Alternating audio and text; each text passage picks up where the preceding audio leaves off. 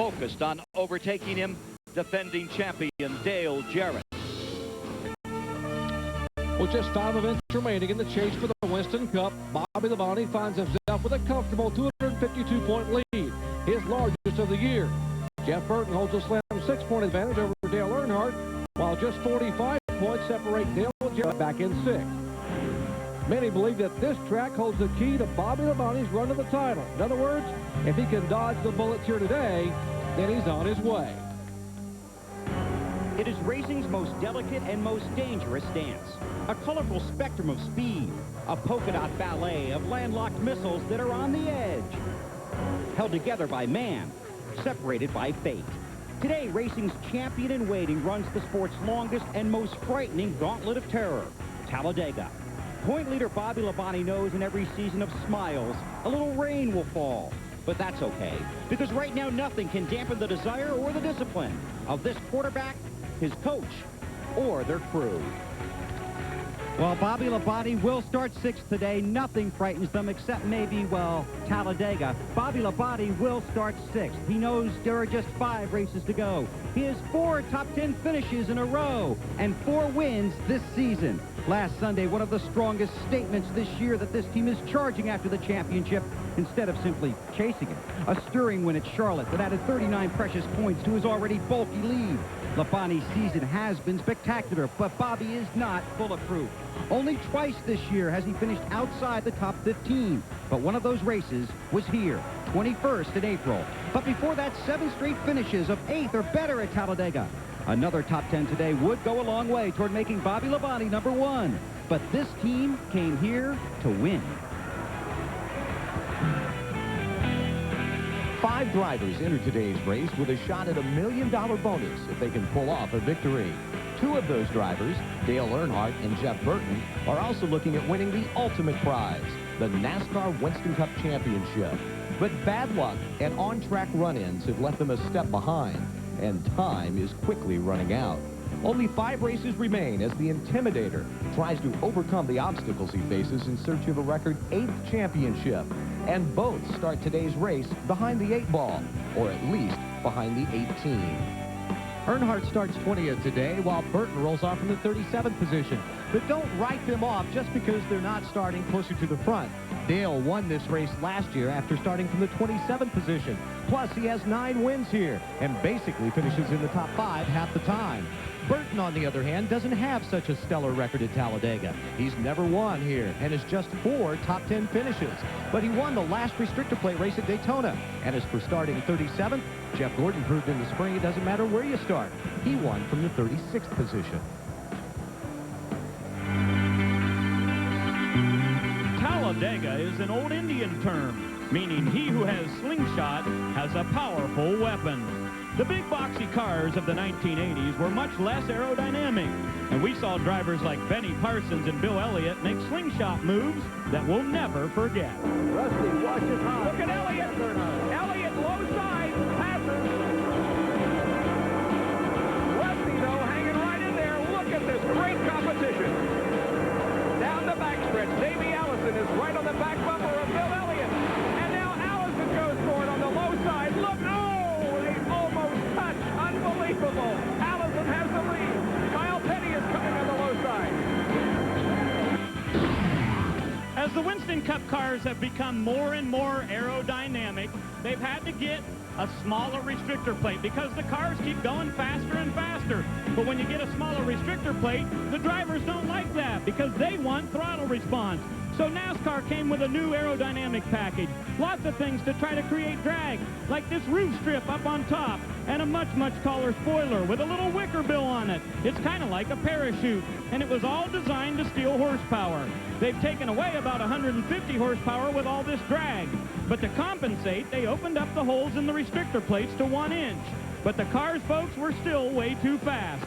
So minutes before happy hour, the drivers were issued plates with a 15/16-inch restrictor plate. So the question today is, can Davey slay Goliath? And which driver has that trusty old slingshot in his back pocket? And at this moment, Ray, 43 of the world's best stock car drivers sit alone with their thoughts as we go down to the grid for the command.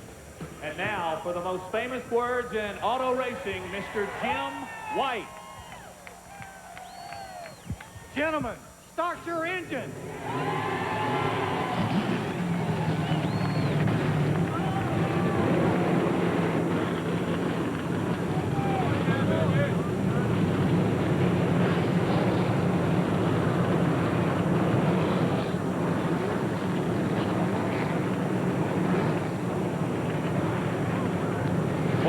I'm Jerry Punch, and we are glad to have you with us today here at Talladega. You know, if you were to take the NASCAR record book and flip to the page on most competitive races, you would learn very quickly that 4 of the 5 most competitive races in the history of the sport have happened right here at Talladega.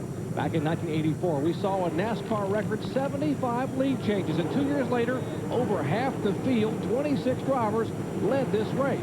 Now, given the rule changes this week and what we're hearing from the garage area, they hope that the headlines tomorrow around this country will read, at Talladega, grown men use slingshots to bring the fans to their feet. Well, let's hear what our experts think. Let's bring in our champions and my heroes. Here's Benny Parsons and Ned Jarrett.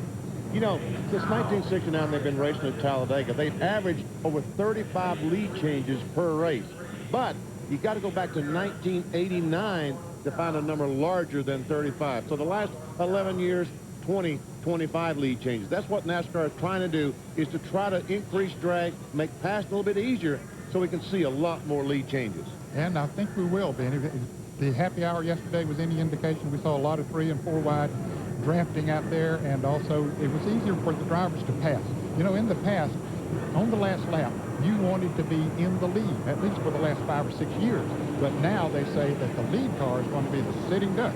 We'll see at the end of this race. Well, guys, if anticipation by fans and drivers alike means anything, this one today will be one to remember. I hope you put seatbelts on your sofa, because now it's time to strap it at home for hopefully the ride of a lifetime, Talladega Super Speedway style.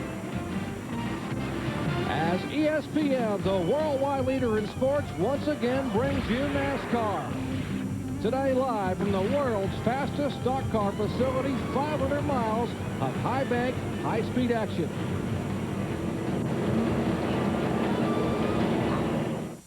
I've got 3 boys, and I've got to save time wherever I can.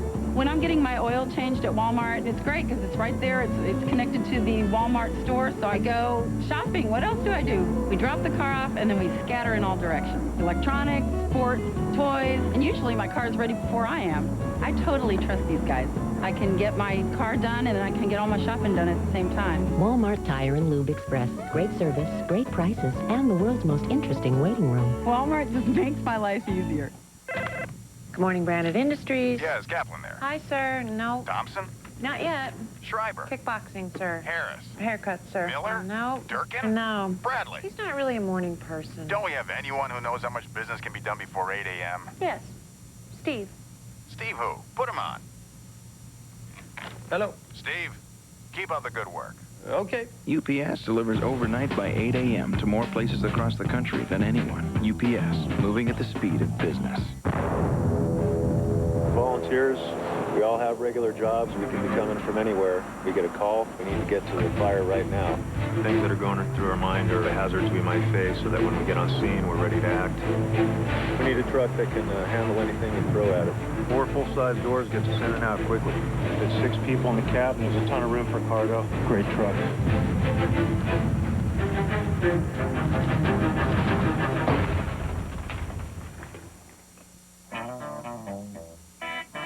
I like new things, especially when they get old. Like keeping things around? Good news. Introducing Valvoline Max Life, the first motor oil formulated for higher mileage engines. Max Life conditions use seals to help prevent leaks and helps keep your high mileage engine performing for a long, long time. Son, another 100,000 miles and this baby will be yours.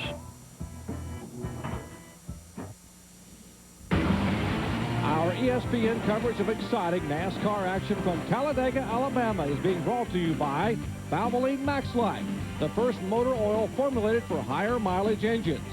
By Ford F-Series, the best-selling trucks are built Ford tough. And by brand name tires, oil changes, and more at your neighborhood Walmart Tire and Lube Express. Take a look at this massive facility, 2,500 acres. Talladega Super Speedway, 2.66 miles around. The front straightaway, 4,300 feet. That's because of the tri-oval. And the backstretch, a straight 4,000-foot drag strip. The corners banked at 33 degrees, the tri-oval 18, and the straightaway, the back straightaway, just 2 degrees. Let's take a look now at our Walmart Tire and Lube Express starting grid and show you that Front Row Joe picked up his first pole of the year, his 6th of his career, and the 2nd year in a row he is set on the pole for this event at Talladega. He is flanked by Awesome Bill Elliott, who started 2nd here back in April. Back in row 2, Rookie of the Year candidate Dale Earnhardt Jr., a 2-time winner, but yet to win on a plate track, will be inside of row 2, and Jerry Nadeau brings the Michael Holligan Chevrolet to the outside. We'll be riding along on the Budweiser onboard camera with Dale Earnhardt Jr. throughout the afternoon. Back in row 3, it's an old Joe Gibbs row.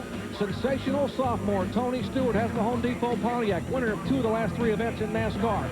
And beside him, his teammate and current Winston Cup points leader Bobby Labonte, the Interstate Batteries Pontiac. And we'll be riding along on the Circuit City onboard camera with Bobby all afternoon. All right, our next row, Kenny Wallace on the inside, looking for her first Winston Cup win in the Square D Chevrolet. And beside him, Jeff Gordon will go to the back of the pack after a problem having to go to a backup car yesterday. How about the oldest driver in the field, Dave Marcus, 59 years of age, brings the Realtree Chevy inside of row 5, and beside him, the first of 5 Noble 5 candidates is Steve Park. And in row number 6 is an all Robert Yates Racing with Ricky Rudd and Dale Jarrett. Making up row 6, row 7, we see Stacy Compton and Ken Schrader. In row number 8, John Andretti and Kevin LePage. Row number 9, we see Terry Labonte, a former winner here, former Winston Cup champion, and Michael Waltrip. Row 10, Bobby Hamilton and Dale Earnhardt, the defending champion of the Winston 500. On the inside of row 11 is Ward Burton. On the outside, Jimmy Spencer. And we ride along with Ward Burton this afternoon, the Husqvarna onboard camera. In row 12, on the inside is Johnny Benson. On the outside, Mike Skinner. And Skinner will let us ride around with him on board the Lowe's Chevrolet. On the inside of row 13, Elliott Sadler. And the fastest qualifying second round, Ricky Craven on the outside. In row 14, on the inside, the Valvoline Ford Mark Martin, Rich Bickle on the outside. And once again, Mark Martin allows us to be on board with him in his Valvoline Ford. And in row 15, on the inside, Rick Mast. On the outside, Ted Musgrave. Back in row 16, Steve Grissom drives the Hot Wheels Pontiac, flanked by Sterling Marlin, the Coors Light Chevrolet. Back to row 17, rookie Dave Blaney, alongside 3-time Winston Cup champion Darrell Waltrip, his 55th and final start at Talladega. Next row is rookie Scott Pruitt in the Tide Ford, flanked by leading Rookie of the Year contender Matt Kenseth. In the next row, Jeff Burton will have the Citgo SuperGuard Ford in 37th starting spot, and beside him is Rusty Wallace, the Miller Lite Ford. We'll ride along with Jeff Burton on the Parts Plus onboard camera. And of course, Rusty Wallace, the onboard camera, the Miller Lite Ford roof camera for Rusty looking for his first restrictor plate race win. Next row, Chad Little making his final start in the John Deere Ford, and beside him, Jeremy Mayfield in the Mobile One Ford for Roger Penske. We'll ride along with Jeremy from the back of the pack in 40th starting spot and watch him come through traffic throughout the day. And the final starter today, Robert Presley will start 41st in the Jasper Engines Ford, flanked by Brett Bodine in the Ralph Supermarkets Ford Taurus. And starting 43rd and shotgun on the field, former USAC Silver Crown champion, the Pfizer Viagra Pontiac for Milwaukee, Oregon driver Mike Blitz. Now, among those drivers that did not qualify here, Wally Dallenbach, Blaze Alexander, and Hut Strickland. Just 3 drivers and 3 cars missing the starting field here for this Winston 500 presented by UPS. Our race analysis shows you this one's 188 laps, 500 miles. The largest purse in the history of the Winston 500, $2.795 million. The pit window, well, that's got to be a little bit of a question mark, Benny, as to how far they can go. Not a lot of time in happy hour to determine that. And there's the race record. Ernie Irvan set it just a few years back. Back with the green flag from Talladega Super Speedway in just a moment. It's here, waiting for you. Inside is unlimited strength and power. It builds confidence and reshapes your body. It can change everything. This is Bowflex, An entire gym in one easy-to-use machine. So powerful, it delivers over 60 health club quality exercises with up to 410 pounds of resistance, all in the convenience of your own home.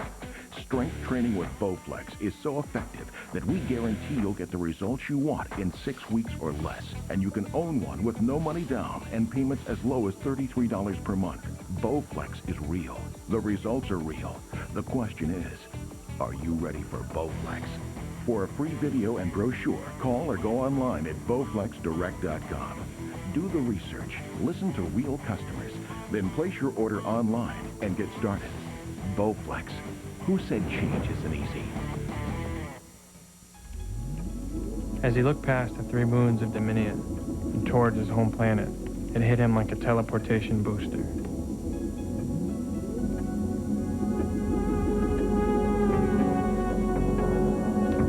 The rebellion would start on the ice, because hockey was where the robots were vulnerable. And as the game's young superstar, the fate of his people rested solely on his shoulders in tomorrow's game. The big boys are coming to Homestead Miami Speedway. Gordon and Jarrett return for NASCAR's Winston Cup Pennzoil 400 weekend, along with Earnhardt, Martin, and Labonte. Tickets are on sale now. Join the champions, stars, and celebrities in a weekend of NASCAR thrills and excitement. The Pennzoil 400 and Miami 300 at Homestead Miami Speedway, November 10th through 12th. Get your tickets now. Order online or call 305-230-RACE. That's 305-230-RACE. Call now. We welcome you back to Talladega Superspeedway on a beautiful afternoon. Getting set for the start. Let's check in quickly with a situation updating the Earnhardt crew chief problem. Bill Weber?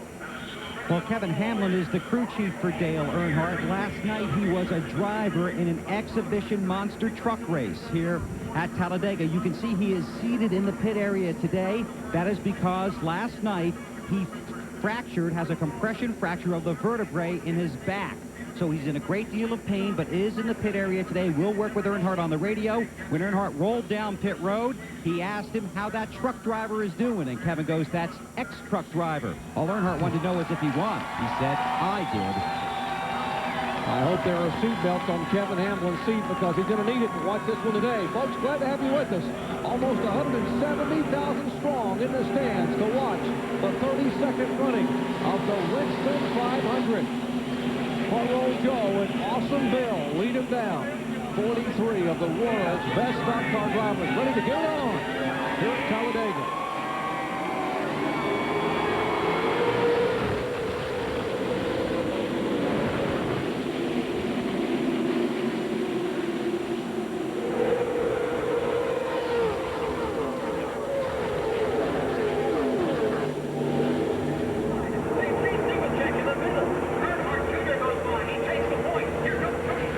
Checker, pole sitter, already in the middle, already back to about 12, 14, 15, and losing positions every yard, it seems. He knew that he was going to be a sitting duck, and certainly he was. When Dale Earnhardt Jr. made that move down to the inside, everybody went by on each side. He told our pit reporters during NASCAR today that he would have no shot leaving that first lap, and indeed he was right. Here comes that big Budweiser Chevrolet with Dale Earnhardt Jr. Couple of young drivers looking at NASCAR's future. Earnhardt Jr. and Tony Stewart head to the tri-oval, and they will lead the first lap, first and second, but they are side by side from there on back. Now trying to move up on the outside of Tony Stewart. Of course, he has a fast car. He qualified on the outside pole. He can get a little help back there. He wants to move to the front.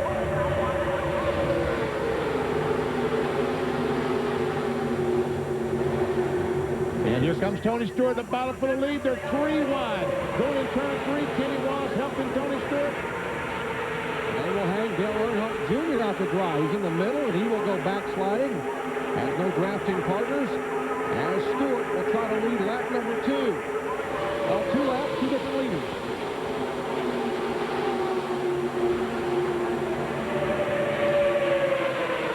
Now we see the 31 of Mike Skinner and the 9 car of Stacy Compton in the middle. And Dave Marcus goes up and takes the lead. Dave Marcus win a lap at Talladega. Wow, look at him go. 59-year-old Dave Marcus in the Real Tree Chevrolet. His best qualifying effort of the year. He started 9th. And has he come to the front in a hurry? But now even he gets shuffled back. As here comes Tony Stewart with a whole line behind him, including Dale Jarrett, John Andretti, and Michael Walker. 4 wide back in the pack there. There you see it on your screen. Still 4 wide at portions of the racetrack.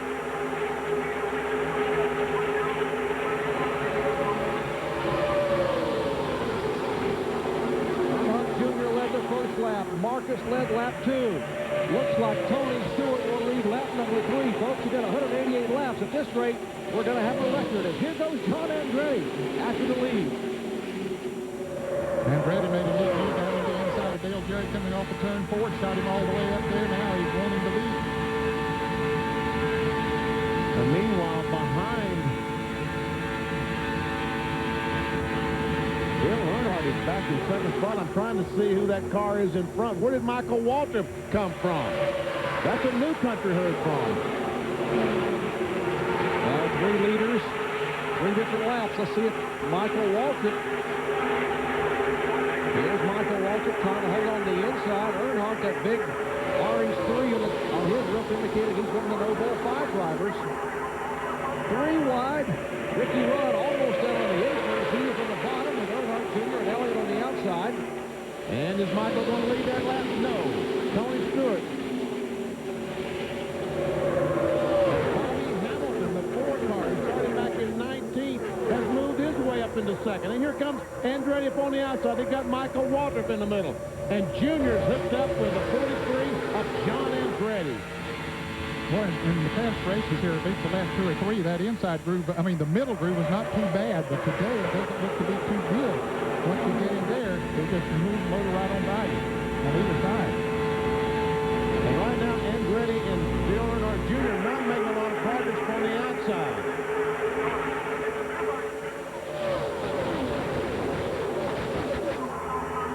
That inside groove now with Tony Stewart, Pontiac Chevrolet, and a pair of Pontiacs. Back in 5th position. Big Texaco star for Rudd. Dale Jarrett is backslid now. He's leading that middle pack in the middle group. There's DJ in the car number 88, leading the draft with Kenny Wallace and Sterling Marlin.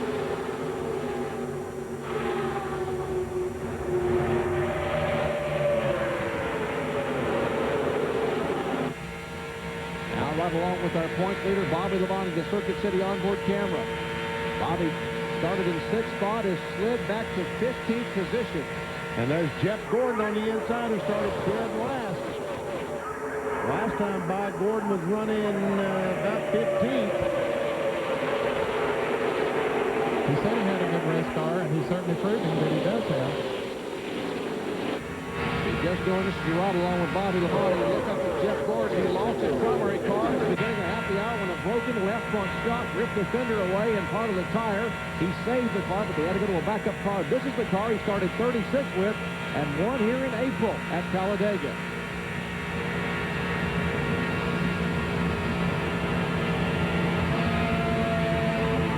Bobby Labonte backed off the throttle. Did you see that, Ned? Cars are closing in enough. They had to back off the accelerator. I talked to Larry McReynolds yesterday after happy hour. He said, I've never even been concerned or seen any brake dust after happy hour, but he said, I saw a lot of it on cars here after happy hour, but they were running up so fast on the other cars that they had to put their brakes on. Well, they are 3 wide all around this racetrack, Benny. That Jim Spencer caught in the middle. He has driving help from Kevin LePage. Behind him, there's Ricky Craven. And that's what they're talking about by being so dependent. When you talk to these drivers, they all realize they're just so dependent on other drivers not to make a mistake, not slip up into them and make contact, because once the car starts spinning you can see that you can involve 20 cars without any problem at all. Now, there are 7 cars in a lead pack single file, but in years past, these 7 cars would pull away very, very quickly from these guys running side by side. But that has not happened now. This second pack trying to hang on. Michael Waltrip was going for the lead about 5 laps ago, Ned, and now he is back leading that second pack. Yeah, but he'll catch up in a hurry here when we see those cars getting side by side up in front of them. They're trying to get around Earnhardt. They'll open up a big hole of air there, and that's going to see how quick it is? Just a half a lap. And see, Earnhardt tried to pass Ricky Rudd, and those two cars got side by side. Look how quickly the other car stopped, but look how quickly those front cars drove away from him. Let's check in the Earnhardt pits with Bill Weber. The new dirty word around here is dirty air. A lot of turbulent air created by the new aerodynamic packages on these cars. It is so turbulent out there in the draft that the plastic sheet that was on Earnhardt's windshield that they used to tear off during the race so he gets a clean windshield was ripped off by the turbulent air. He radioed in and said, you don't need to take it off. It's already gone. Wow. Now, how about a father and son hookup? Earnhardt Jr. pushing his dad down the straightaway. Can he push him to the lead? Right now, they're back in about 9th or 10th position. It's like hanging on that rope when you get to the corner, you want to let go, and he had to let go. When he got his dad down the corner, you can't push the car straight in the corner you've got now. As he gets on the straightaway, here's a good spot, he moves up, and I'm sure he's literally touching the rear bumper of his dad's car. You just saw him bump him a moment ago. That part of that orange rear spoiler indicates Earnhardt Sr., one of those with an Oval $5 million. Elliott Sadler down on the inside in that Sitco Ford. Out of the Woods Runner stable. The outside line is just not going dead like we've seen it in the past. No, it isn't. That's a little bit surprising, Benny. Of course, we know that the inside line is the shortest way around the racetrack. But right now, that inside line does appear to be a little bit faster. Jeff Gordon, as you mentioned, is all the way up from the rear of the field and up there running now in the 10th position. Content to hang on to Dale Jarrett down that inside line. And hoping that they'll get a chance to make some passes here. Bill Elliott makes a move. As you watch Bill Elliott make his move, how many times this year have we said, as Awesome Bill makes a move back in line, that sensational sophomore Tony Stewart is leading today in NASCAR Winston Cup competition.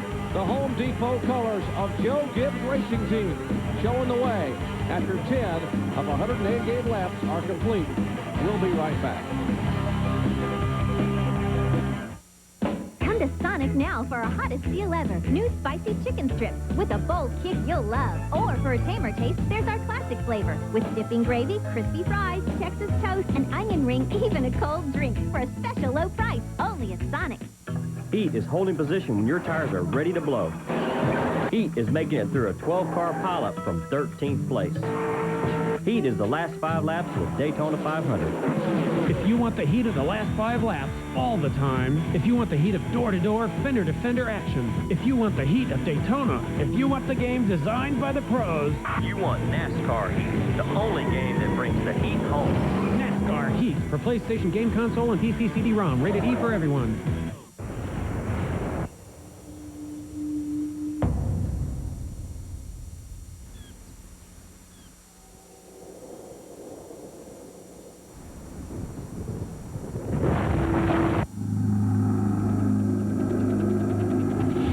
Introducing the Polaris Sportsman 500 HO with a new high-output engine and 20% more power.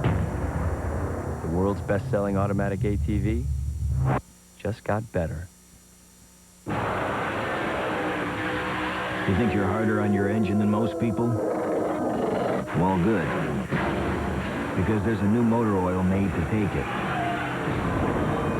Introducing new Pennzoil Synthetic with Penzane. Penzane was developed for the space program and is used by NASA. Don't change your driving, just change your oil. Pennzoil Synthetic. It's rocket science for your car. Come to Sonic now for our hottest deal ever. New spicy chicken strips with a bold kick you'll love. Or for a tamer taste, there's our classic flavor with dipping gravy, crispy fries, Texas toast, an onion ring, even a cold drink for a special low price. Only at Sonic. Welcome back to Talladega for more Hold Your Breath racing as they are 3 wide, and now that middle groove beginning to work a little bit as well as the outside. Well, Jeff Gordon moved up on the outside and really made that outside groove come into play. As a matter of fact, he's moved all the way to the front. Unbelievable, Benny. Jeff Gordon starts 43rd and has passed 42 cars, and here on lap number 13, it looks like he will lead this race. Now, he actually qualified 8th, had to drop to the back of the field for the green flag, and now Look at this. What an effort.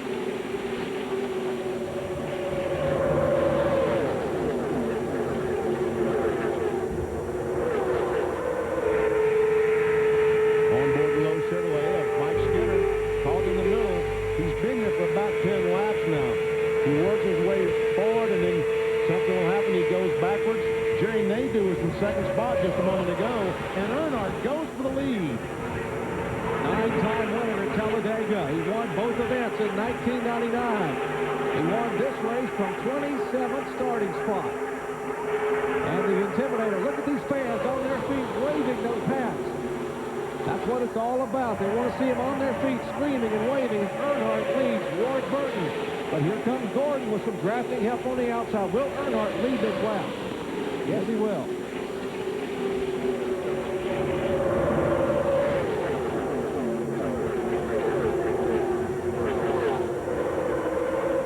Skinner is still in the middle, but he's about 6th or 7th position right now and has a car behind him. Well, we saw the 88 car up toward the front about 5 or 6 laps ago. Now he has dropped back significantly. Ray Dunlap, what's the problem? Well, Jerry, after they started 12th, DJ said the car was pretty good, but all of a sudden the water temperature started going up. A lot of these guys have these cars taped off a lot in the front to try to get aerodynamics, so with that temperature going up into the 230 range, they decided they needed to get out and get some more air, so DJ dropped back a little bit so that he could be out of traffic. I think the exact same thing is what's going on with Bobby Labonte, so a couple of these guys with cars that are getting very, very warm. Earnhardt is leading, and you got to remember Bobby Labonte is our points leader with 5 events remaining, 4 after today. Dale Jarrett also in the contention. He's back in 4th in the points, so that could be huge. This is one of those big hurdles that they had to get over that we talked about all week long. Now, meanwhile, back up front, Dale Earnhardt Sr. showing the way. Let's check in his pits again with Bill. Jerry, just to follow what Ray just said, that's why the 3 car got in the outside lane a few laps ago. Earnhardt's temps were going up. He called in, I got to get out and get some air. If he's in front, he gets plenty of air. John? Well, Ray Dunlap was absolutely right about Bobby Labonte running just a little bit warm. 205 on the water, 230 on the oil. Drop back, try to get some more air into that front opening, which is very, very small, trying to keep the car cool, keep the engine cool. See how far he's staying back behind the 88 car, and the 88 car is staying pretty far back behind the car in front of him, so they can get as much clean, fresh air as possible. You say, well, why did they put the tape on the grill? The car is going to run warm, because the more tape you can run on the grill, the faster the car will run, because any air that goes in, hits the radiator, hits the engine, will slow the car down. But you have to get it right. You have to keep the water temperature around 200 degrees with as much tape as you possibly can. Back up front, there's the line, there's the conga line. They try to break each other's draft, but now with that huge hole, these cars punching the wind with NASCAR's rule changes. What NASCAR effectively did this week was try to add about 100 horsepower equivalent of drag to these cars, opening up the restrictor plate initially to 1 inch, now dropping it back to 15/16, so they have slowed them down some here at Talladega, but they have given the drivers throttle response. Yes, they have, and they like that, and as a result, we've seen the passing that we have. Jerry, I looked on the scoreboard after about the 3rd lap, and the 43rd place car was a little over 4 seconds behind the leader. Right now, the last lap around, Chad Little, who is running 43rd, is 4.7 seconds behind the leader, so it hasn't changed a whole lot. How about that? NASCAR wanted to keep them together. The drivers wanted better racing. The fans wanted a better show. I believe we've accomplished that so far, as we are 18 laps in it, and we've had 5 different leaders. As that outside line, though, here comes Mike Skinner with a little help from his friends, Jeff Gordon and company, Jerry Nadeau, and see if Skinner can lead. Well, he had a run coming down through the tri-oval, and Skinner is in the lead now. Can he lead when he gets back to the start-finish line? In fact, it's showing that he was the leader when they came across the start-finish line.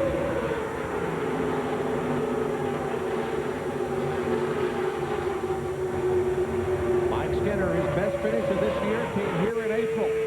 He actually finished right behind the guy who's chasing him right now, Jeff Gordon. We got a lot of Chevrolets up front here right now, and a lot of them thought with the 1-inch restrictor plate that maybe the Chevrolets had a little bit of an advantage. And after they went to that 15/16, some of the Chevrolet drivers and teams were saying, hey, that hurt us more than it did before. But right now, Benny, there are 8 Chevrolets out front of the first 4 to Bill Elliott. Yeah, well, all the way was going down in the morning, what you're going to read down in the morning, the Chevrolets have a 2-inch smaller, more narrow rear spoiler than the Fords and Pontiacs. And everyone was just screaming about what a Chevrolet runaway was going to be here at Talladega. And Kevin LePage apparently having a problem in FamilyClick.com Ford car. He's waving to the drivers behind him as he slows on that back straight. Will be headed to pit road to Pat Tryson and his crew to see if they can determine what the problem may be. Last time by, Kevin LePage was running in the 11th position. And we understand that maybe it's an engine. You wonder if he had that overheating problem and stayed out there and kept running. But now he's headed to the pit. All right, Mike Skinner becomes our 6th different leader here at Talladega. And the Lowe's Chevrolet driver trying to get his first victory in his 140th start. Back with more from Talladega in just a moment. To me, this isn't a hobby or even a sport. It's an obsession. So if I can't get out to this exact spot at this exact time of year, I may as well be bowling. Get out there in expedition from your Ford outfitter. Outfitting you with the most far-reaching sport utilities on Earth. Ford Outfitters. No boundaries. His car's green, right? No, blue. What's his number? 88. 88. Now, which one do we want? Dale Jarrett. Dale Jarrett. Can you open up for me? Hey, let me ask you something. What does that sound like? It sounds like Dale took the lead. You did it? Come on. Hey, do you know his dad's name? Nice looking jacket. Special edition. Leather. Name your price, man. Your hat. Some people will give anything, Hey, Jack, to own the special edition NASCAR 2000 jacket. But it's yours for just $169 when you buy any Exide Select battery. And you'll be helping the kids at Duke Children's Hospital. Hey, Jack, where's your hat? Look for details wherever Exide Select is sold. Nice hat. Thanks.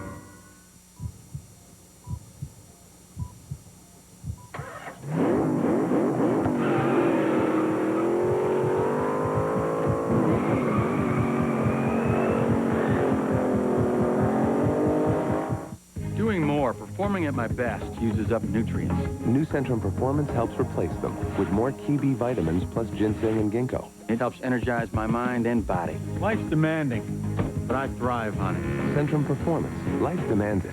Back at Talladega Super Speedway, we left you a moment ago. Mike Skinner was the leader. That didn't last for long, about 2 laps. And then the 24-car Jeff Gordon came around Skinner. And then the inside pack, led by Dale Earnhardt, has now come back by and Earnhardt leads. We have had 8 lead changes so far among 6 different drivers.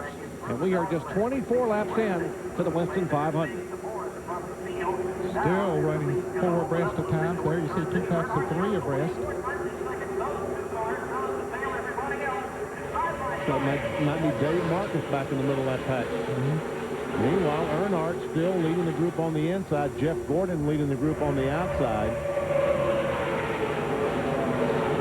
And you watch these 2 packs still riding side by side, single file. Let's check in the Kevin LePage pit with Ray.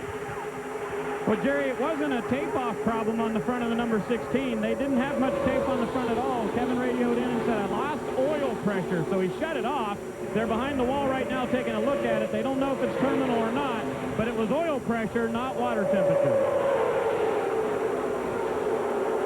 Kevin LePage, the first to retire here with a 43 starter. So if that gauge read 0 on the oil pressure, he's got a problem, and I'm pretty sure it's terminal. Take a look, Bill Elliott now, the first Ford we see toward the front of the field. He is in that inside line in 4th position. He was, Bill was, when I mentioned that a moment ago about the GM cars, I should have said GM cars, not Chevrolet, because there are some Pontiacs in that mix up front there. But Bill Elliott was 9th at that time. Now he's moved up to 6th, and there's the last place car at 97 of Chad Little. and he's still only 4.6 seconds behind the leader. And then we see the 99, the 17, and the 97. 3 of the Jack Roush cars back running in the 40th, 42nd, 41st, and 42nd positions. Dale Earnhardt continuing to lead here at Talladega.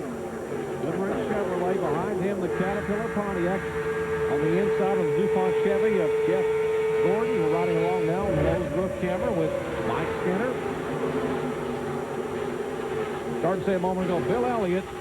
Hard to believe Bill Elliott has not won in 188 races. His last win came in September of 1994 at Darlington, but that could change today. And now back to our points leader. Bobby Labonte is now running in the 30th position. He and Dale Jarrett were back 2 or 4 spots back when in there. They were 35th and 36th about 3 laps ago. Now they're beginning to move up a little bit.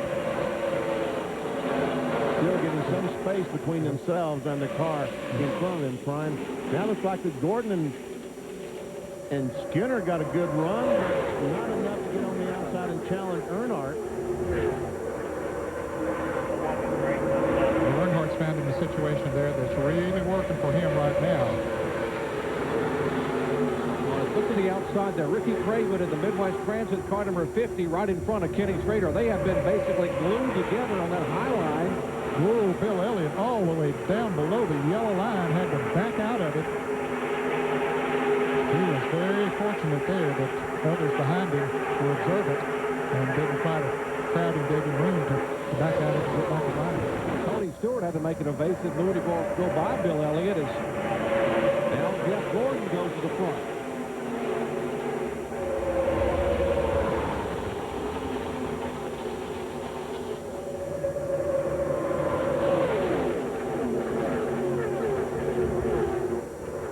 Two cars are within 4.5 seconds of each other.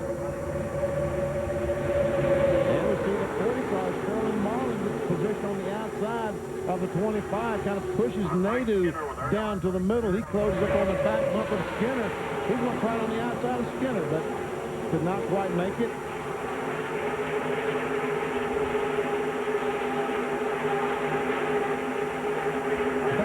Prefer to make that move on the outside because the wall is a lot closer to the outside line than it is the inside line. In case you have a problem, go and smack the wall. You don't have far to go. It doesn't hurt quite as much. And look how much that Jeff Gordon, how much space he lost since the last time by to that inside line. Mike Skinner come down in behind Ricky Rudd. He caught that middle man and realized that inside line has been the place to be. Yes, the middle group has not been the place to be so far in this race, and that's a little bit surprising that he found out very quickly that he was going towards the back, and so as soon as he got an opportunity to fall in there behind Ricky Rudd, he took that opportunity. Well, we have 29 laps in the books at Talladega with Earnhardt, Burton, Stewart, Elliott, Rudd, the top 5, and many of these fans have yet to sit down. We'll be right back. Feel the power of a business opportunity that could change your life forever. Get into a wholesale distribution business of your own with no direct selling on your part.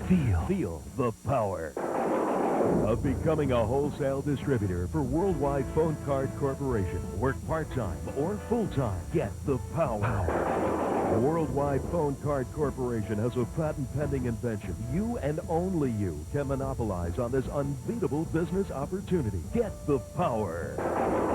Be in an easy, all-cash business. Be in your own business with the support of Worldwide Phone Card Corporation. Call 1-800-293-7949. Take the power. This is a fun, exciting, and very lucrative business. Availability in your area may be limited. Call 1-800-293-7949. Be the power. Call 1-800-293-7949 for a free brochure. Special limited time free offer.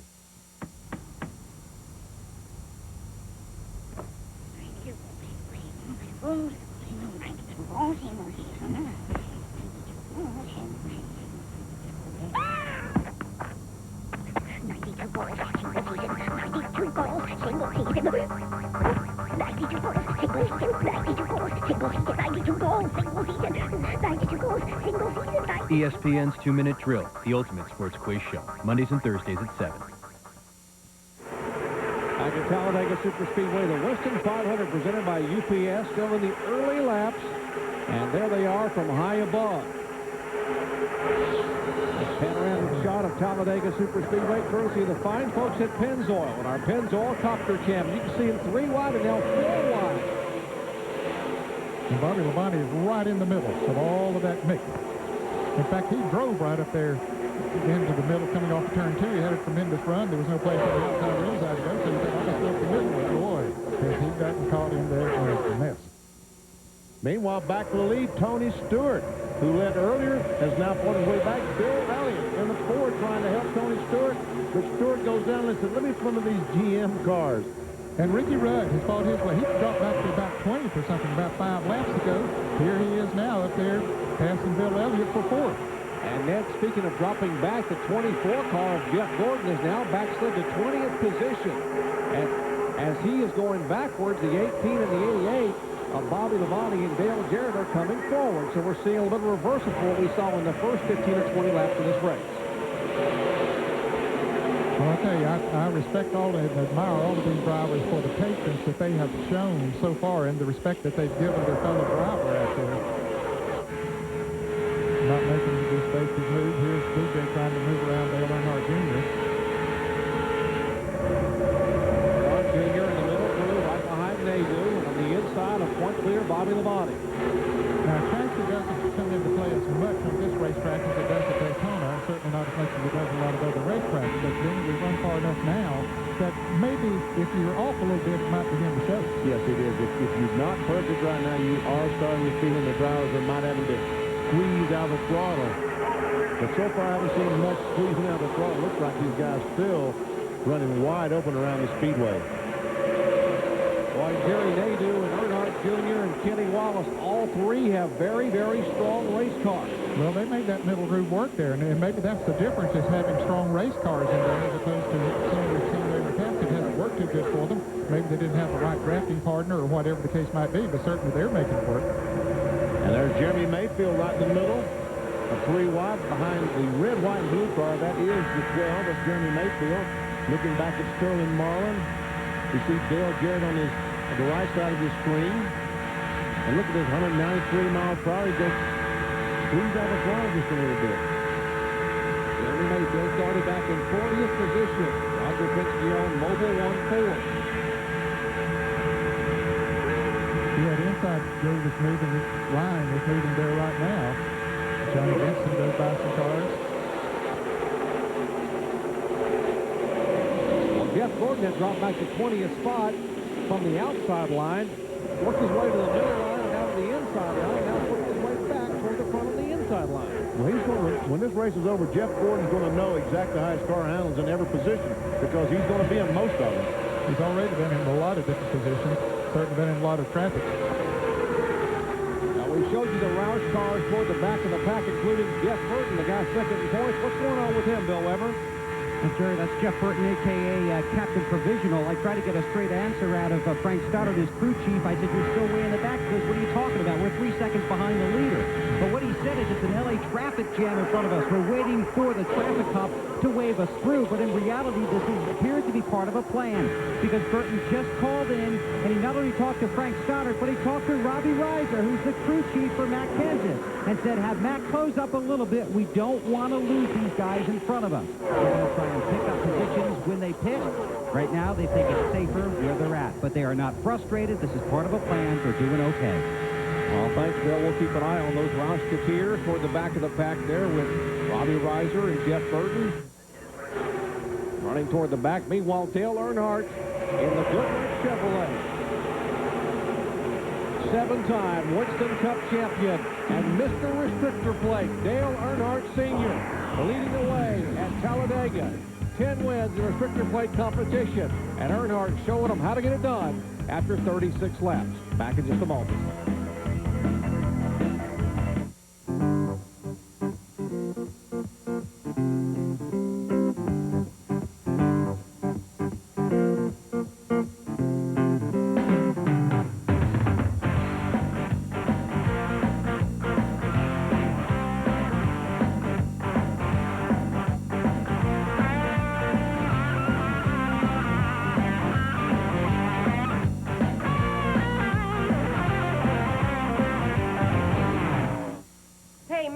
belt.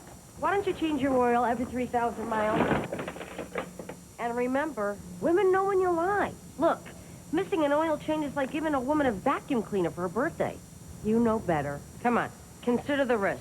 This is reformulated Quaker State. Protection beyond 3,000 miles under any driving conditions. Can you say insurance? Because I could say I told you so. Reformulated Quaker State. It's been tested. It works. What more do you need to know? It's enough to make your hair stand on end. Big Kmart's House Halloween sale is going on now, with prices so low it's scary. Halloween light sets are as low as $3.99. All the latest, greatest kids' costumes are on sale as low as $8.99. Your favorite fun-sized bags of candy are just $1.88. More stuff than you can shake a broomstick at, and you'll be tickled to death at the savings. Only at Big Kmart's House Halloween sale. Hurry in now. He's coming. God, he's pretty. ABC Wednesday. You think he's good looking? Man's delicious. America's coolest bad boy. Charlie, what did you say your last name was again? Whoa. Let's not rush things. Charlie Sheen rocks Spin City. You know sports? Yes. I also drink beer and play poker. I'm just a tattoo away from being your dream girl. It's the season premiere. Usually I have to date a woman before she treats me this way. Spin City, Wednesday on ABC. Sunday Night Football coming up at 8:30 Eastern with a matchup for the quarterbacks from the class of '99. Dante Culpepper in the first place. Minnesota Vikings head to the Windy City to battle Cade McNown and the Chicago Bears. It all begins at 7:30 with prime time. NFL tonight, 8:30 Eastern. Well, the Vikings are a powerhouse in the NFL, and how about Mr. Earnhardt, Mr. Restrictor Plate? What a powerhouse he is at Daytona and Talladega. 10 wins at these two racetracks, 31 top fives, and he just goes on over 2,000 laps led, and he keeps adding to that, make it 2,085 right now. We can't do that, but he just keeps adding to that total. Ooh, Bobby Hamilton up on the outside was 4 wide as he goes down the corner, and he's just up on the outside. He comes off the corner. There's still looks like about 4 wide. Pole sitter Joe Nemechek trying to fight his way back to the front. There he is right in the middle of the 33 car. And right now, the last time they were shown him 19th, but I think he's probably about 15th now.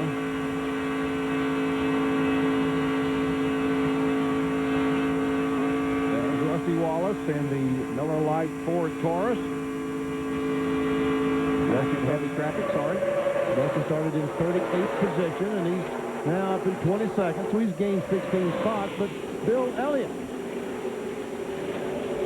Bill's got a run here on the outside.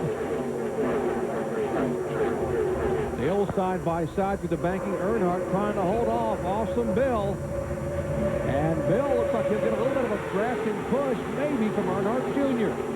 As you watch this side-by-side action, let's check in with Ray Dunlap. Well, Jerry, part of the reason we're seeing a lot of passing here is there's a lot of cars with different rear-end gear ratios because they weren't sure what this plate was going to do.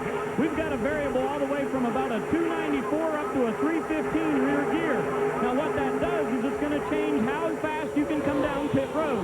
Depending on what gear you're in, which most guys come down pit road in second gear, your variable will be about 3,500 to 3,700. But Robert Yates just got on the radio and told Dale Jarrett, why don't you try using first gear coming down pit road? It'll help get you here a lot quicker.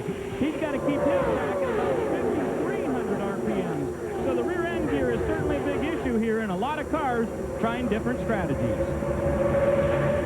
That's certainly something to consider as the day goes on, particularly talking about fuel mileage, and guys who may be moving in on some pit stops. If you watch Bill Elliott, who became our 7th different leader today, giving us our 11th different lead changes. What about pit strategy, Ned? Well, they're coming around to complete their 43rd lap.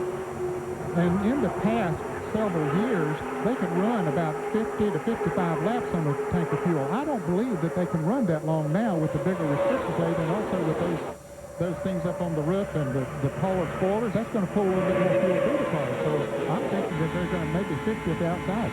And Benny, back in the spring, they ran Dale Jarrett out of gas. He was a contender and ran out of fuel, ended up losing a lap, and that cost him a very, very good possible top 10 finish, even a win. So you have to be sure that you don't run out of fuel, because if you do it at the start-finish line, the time you coast around, you're going to lose a tremendous amount of distance. We talk about Jeff Burton back in 40th position. He's 4 seconds behind the leader, just 4 seconds behind the leader, and he's in touch with the pack. But if you lose 4 seconds, if you lose 1 second during a pit stop, that's about 300 yards on the racetrack. You may never get called back up. That outside lane, the M&M's Pontiac, and Kenny Schrader, who got his very first win at this racetrack back in July of 1988. Schrader having a good run in the car number 36. Behind him is Kenny Wallace, still looking for his first Winston Cup win. Very strong car out of the Andy Petrie stable.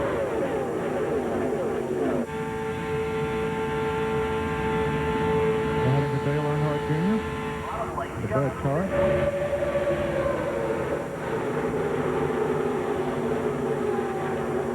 All right, we're listening to crew chiefs. They're talking to drivers. We're talking about pit strategy. We'll come back in just a moment and cover the first round of pit stops at Talladega in a moment. The rigid 10-inch table saw powers through even the toughest hardwoods. The oscillating sander converts from spindle to edge belt sanding in seconds.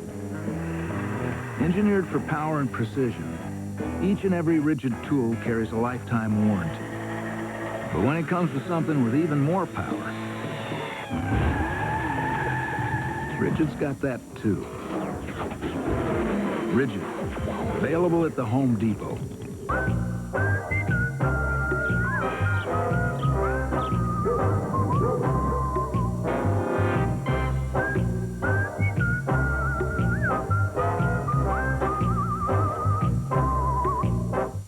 Here I am, baby, crisp, juicy chicken just for you.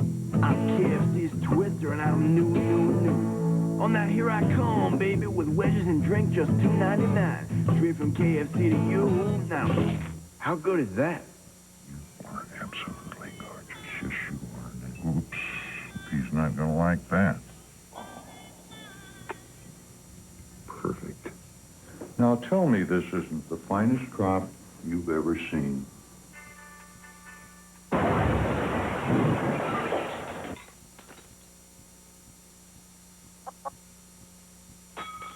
Why don't you go next? For the best flakes, we only accept the best corn. Kellogg's Corn Flakes. You keep an eye on the websites your kids are looking at. You make sure your wife's cell phone battery is fully charged. And you haven't missed a day of work in 12 years.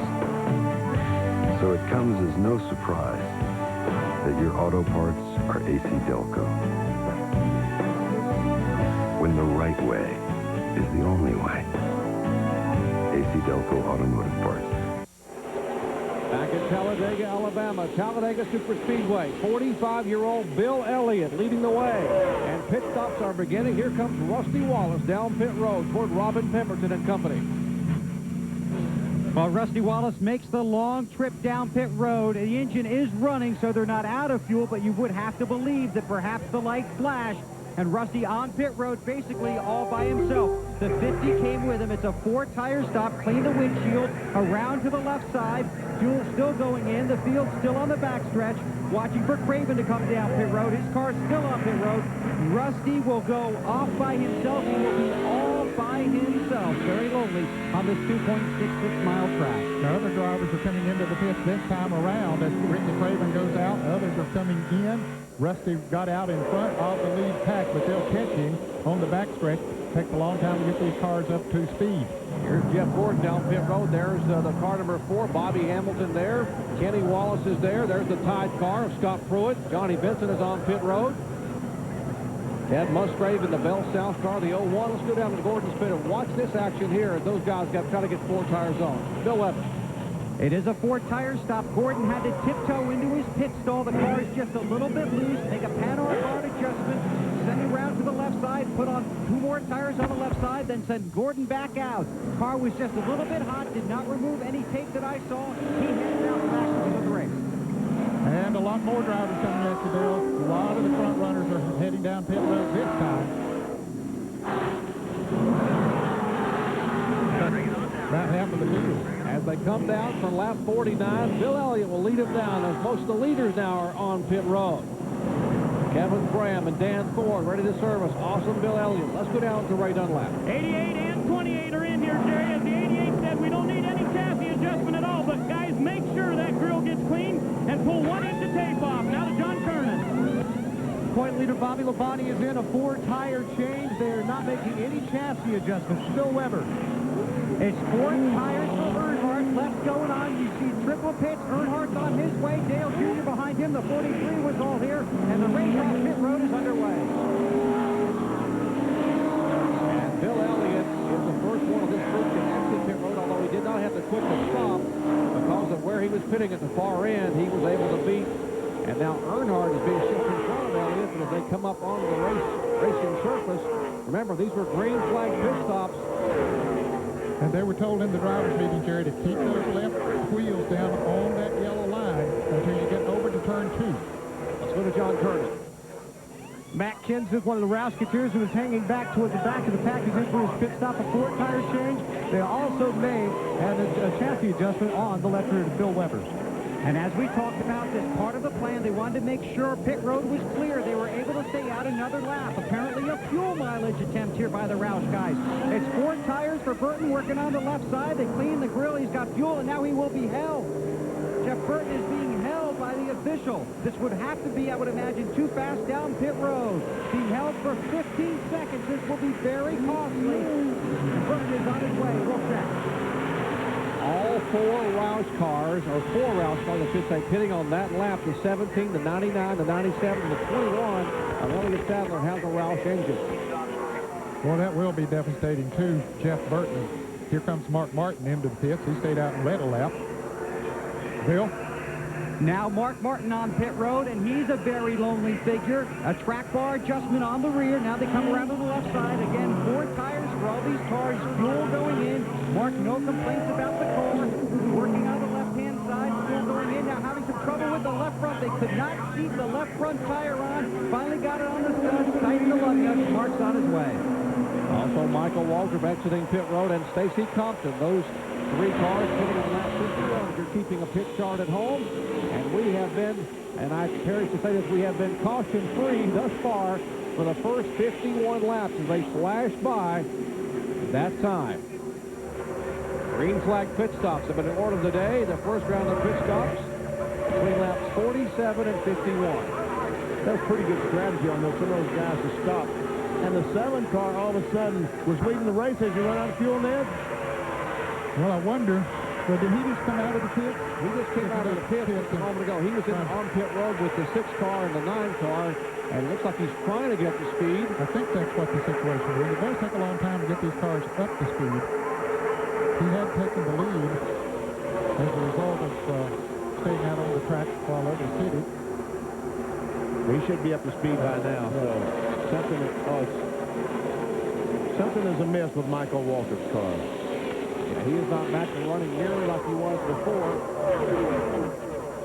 And we are being told they have 2 members in the Citgo Supercar team for Jeff Burton over the wall too soon. That was the reason for the 15-second hold by NASCAR a moment ago to Jeff Burton on pit road.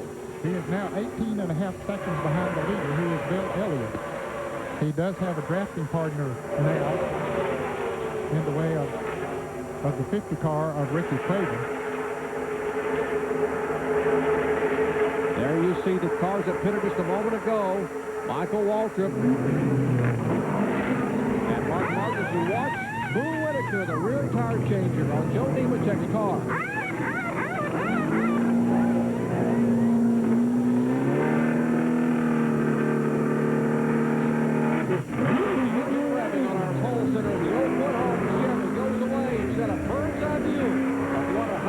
Pit stop looks like. Back in a moment.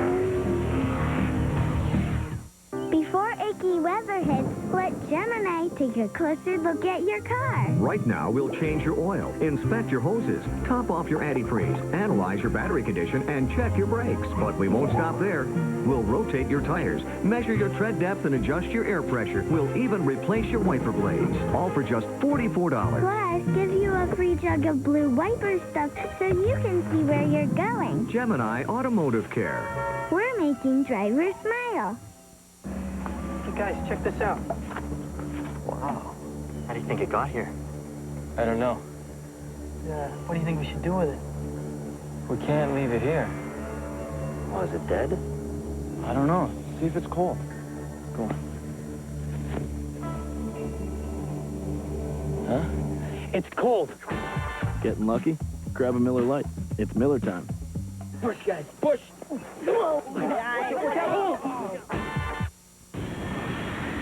drive the way you drive. That's just the way it is. And that's fine. Because there's a new motor oil made to take it. Introducing new Pennzoil Synthetic with Penzane. Penzane was developed for the space program and is used by NASA. Don't change your driving. Just change your oil. Pennzoil Synthetic. It's rocket science for your car. It's your umbrella. A great escape. Your concert hall. It's your car. Keep it going longer with Midas. New expanded services, more genuine Midas parts, a nationwide lifetime guarantee. Even if the part wears out, we're more than mufflers. We're a new way to keep a good thing going. Go Midas.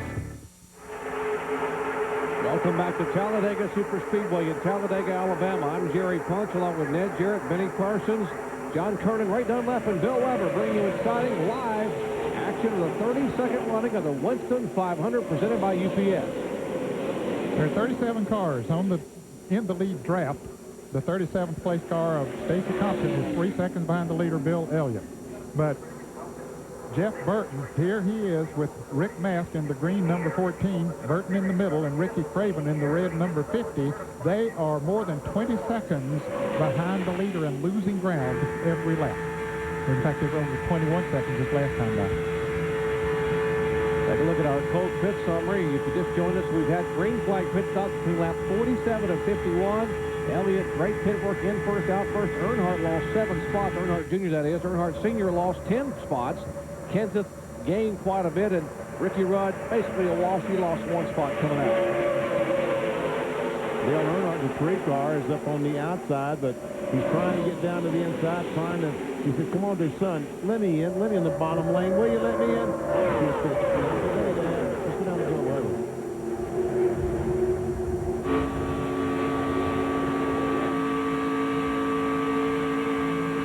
Well, we saw Rusty Wallace come down pit road basically by himself, although the 50 was there. They had to come down on that lap, which was 49, because they weren't sure, 100% sure they could get to lap 50. They didn't want to run out. They had to come early that time to find out. John?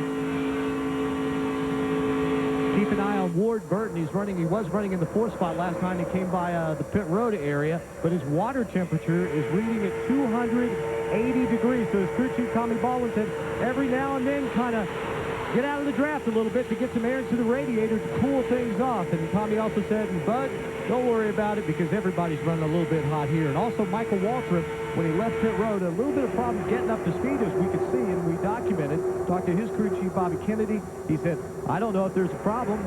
Michael didn't tell me there was a problem, but he did come up to speed pretty slowly, but everything looks like it's okay now. So Ray Dunlap.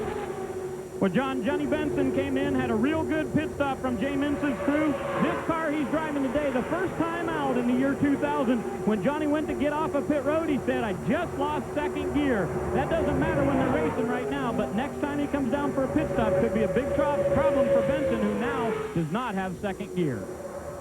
I'm surprised that Michael Waltrip, now his car is up to speed. It looks like that he had lost a cylinder, something had happened, but now back up to speed, and Earnhardt is trying everything he knows to get back up to the front. He's working his way right beside Joe Nemechek. He was 10th just a couple of laps ago. He's in 5th or 6th position. And Bill Elliott is showing the way. Awesome Bill from Dawsonville, Georgia. This is the car Bill Elliott debuted at Daytona in July in the Pepsi 400. They nicknamed it Mac Mama. He led twice for 42 laps at Daytona in July. Got tapped from behind another car. Spawn hit the wall, finished 38th. They rebuilt this car, and felt like this would be one of the cars to beat today, and indeed he's showing here early on. Look at that, 14 lead changes among 9 different drivers. As Earnhardt in the 3 and the 33 of Nemechek get side by side, it allows those cars in front of them that's lined up in a line to pull away from them by just a little bit. But that's not a big problem. As soon as Earnhardt and Nemechek settles this dispute for fifth, they'll get behind and push back up quickly. I think that's what that front four there are hoping, that they'll continue to race side by side back there, just so they can pull away. But you're right. I think even if they lose half a straightaway, I think they'll still be able to catch back up. Here Joe Nemechek's done a pretty good job of working his way back up after being shuffled early on. Good pit work in the pits, but a crew down there, the Oakwood Homes crew, and now he's trying to battle his way back side by side with Earnhardt. A little bit of a push from behind by Ricky Rudd. Scott Pruitt's also doing a good job in the 32 car. He started back quite a ways. Started back 35th, but now he's been shown 12th last time by. Different colors on that Tide car this week. That's got the Crimson Tide colors. We're in Alabama, so they got Roll Tide on the side of that car. For those of you who are football fans, you saw Alabama roll on ESPN in our coverage on Saturday night prime time when they had a huge win over Ole Miss, and now that's what Scott Pruitt would like to do, is gain some momentum with those colors of his car in front of this partisan Alabama crowd. Dale Earnhardt took a look up on the outside of Dale Jarrett, but he just couldn't muster enough speed to pull up there. He's got Dave Marcus behind trying to help him get to the front. And I talked about everyone was concerned about the Chevrolets driving away, but right now we have Ford in first and third and a Pontiac in second. And Earnhardt, the first Chevrolet, battling for fifth with another Pontiac. So right now, the makes are pretty well balanced. And I still cannot, I am so excited for Dave Marcus and all those wonderful Dave Marcus fans who've got to be enjoying his run here today. Marcus hanging on, back in 7th position. You look down from high above Talladega at that 4,000-foot back straightaway. Let's check in down in the Jeff Burton pits with Bill Weber. Well, as you guys in the booth pointed out, the 99 car was penalized for one man going over the wall too soon. Watch this video. There are 2 Citgo cars on the track. One is Elliott Sadler, one is Jeff Burton. What happens here, as they come down pit road, you see even our camera guy almost followed the wrong Citgo car. The jack man looked at the 21 instead of the 99 and started to go over the wall, only put 1 foot over, but then that's what resulted in the penalty. The 2 cars looking very similar coming down pit road. Wow, I hadn't thought about that. And you know what? They're both blue and white in this particular race. Elliott Sadler has a different paint job, and they look almost identical. And they're pitting 3 pits apart, so that was an honest mistake. Wasn't meant to gain an advantage at all for Jeff Burton, but what it did was hurt him quite a bit on the racetrack. Yeah, he is now 24 seconds behind the leader and losing ground every lap. He's in a 3-car draft and simply not running fast as this front group is running. Elliott, Andretti, and Dale Jarrett. Ford, Pontiac, and Ford. The first Chevrolet is now 5 car lengths back. That is Earnhardt alongside the Pontiac. Big Caterpillar colors for Ward Burton. Well, he's a 2-time winner here at Talladega. Remember that dominating performance back in 1985 when Awesome Bill made up 2 laps to win the Winston 500. He leads it after 64 laps. We'll be right back. Feel the power of a business opportunity that could change your life forever. Get into a wholesale distribution business of your own with no direct selling on your part. Feel the power of becoming a wholesale distributor for Worldwide Phone Card Corporation. Work part-time or full-time. Get the power. Worldwide Phone Card Corporation has a patent-pending invention you and only you can monopolize on this unbeatable business opportunity. Get the power. Be in an easy, all-cash business. Be in your own business with the support of Worldwide Phone Card Corporation. Call 1-800-293-7949. Take the power. This is a fun, exciting, and very lucrative business. Availability in your area may be limited. Call 1-800-293-7949. Be the power. Call 1-800-293-7949 for a free brochure. Inspector Shanahan knew he was close. 13 years in the game, battles in the corners, big game goals, raising 2 cups. He saw things so clearly now. He stuck to the clues and followed the tracks of the skate blades right to the scene. He pointed towards his suspect, for it was the goalie who did it all along. Blues, Red Wings, Tuesday at 7:30 on ESPN2. Whoever's leading the race, whoever's leading the championship, that's the guy I got a bullseye on.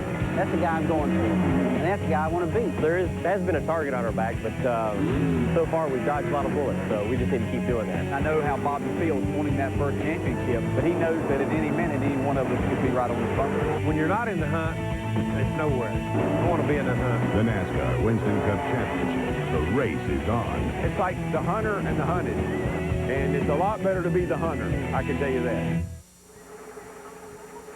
Welcome back to our live coverage of NASCAR Winston Cup competition from Talladega Superspeedway. If you just joined us, Joe Nemechek, Front Row Joe, became the 13th different pole sitter in the year 2000 and the latest entry in the 2001 Bud Shootout Qualifying. Our Bud Pole Award goes to Joe Nemechek for this 32nd running of the Winston 500. But on the very first lap, as Joe let him down, he told us before the race, I'm going to be a sitting duck, and boy, was he Karnak or what? Take a look as they went by on both sides. Went down in turn 1. Earnhardt Jr. started third, dove to the inside. They got Nemechek in the middle, and he has been just dusted on both sides. But now I think he went back as far as 15th or 20th, but now he's back up to the 6th position, racing alongside Dale Earnhardt. And they've been running side by side for, seems like forever, probably the last 5 laps. And the top 4 cars even lined up, not able to drive away from them. Joe Nemechek's lone Winston Cup victory came in September a year ago up at Loudon, New Hampshire. Looking for his 2nd career victory, but first ever at Talladega. As he's holding on to the inside groove there right in front of Ricky Rudd, Earnhardt, and Dave Marcus on the high side there. Those cars are 5th, 6th, 7th, and 8th. And it is interesting, Jerry, you mentioned a moment ago that they're running side by side there for a long time, but still keeping pace with that 4 cars that are running single file out in front of it. Right now we have 37 cars in this lead draft. Here's from above, courtesy of the fine folks at Pennzoil, our Pennzoil copter cam, showing you them spreading out 3 wide and intermittently 4 wide here at Talladega Superspeedway.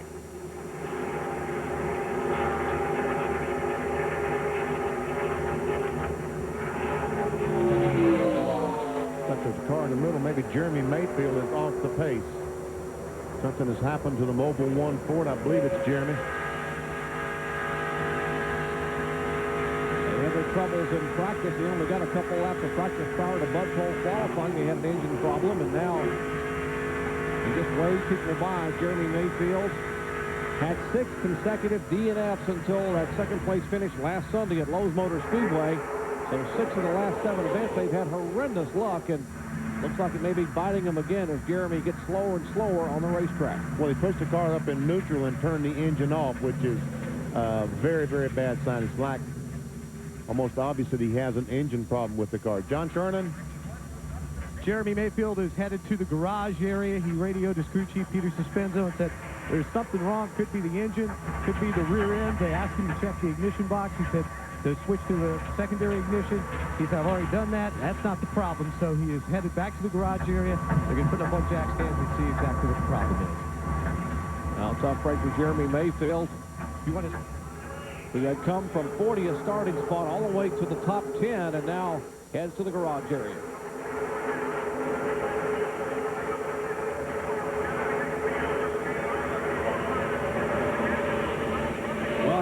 approaches the field. We told you they were only just a few seconds apart. We're going to hold this shot and watch the leader come by and go from first to 36th position. Not that fast. That's how, folks, you take a couple of hiccups and a deep breath, and 36 has already gone by. That was 3.1 seconds.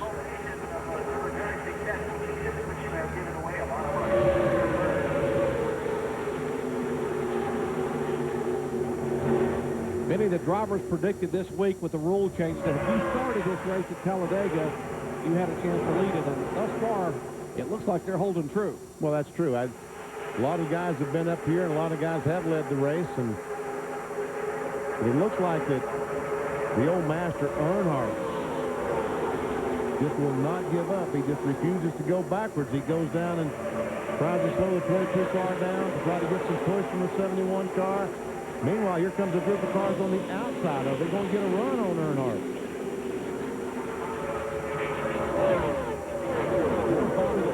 Points leader of the Interstate Batteries Pontiac riding back in the back of the pack in 29th position. Hasn't led a lap today, but remember, he had his most comfortable point margin of the season, 252 points coming in with just 5 events remaining, 4 after today. Jerry, I think he's riding. I think he's being very patient in his riding. You know, the leaders aren't going away anywhere, so he's just staying in position. Now the front 3 cars, Ford, Pontiac, and Ford, Elliott, Andretti, and Dale Jarrett. As the fans flash their colors, and the crew members watch and wait. After 72 laps, Awesome Bill showing the way.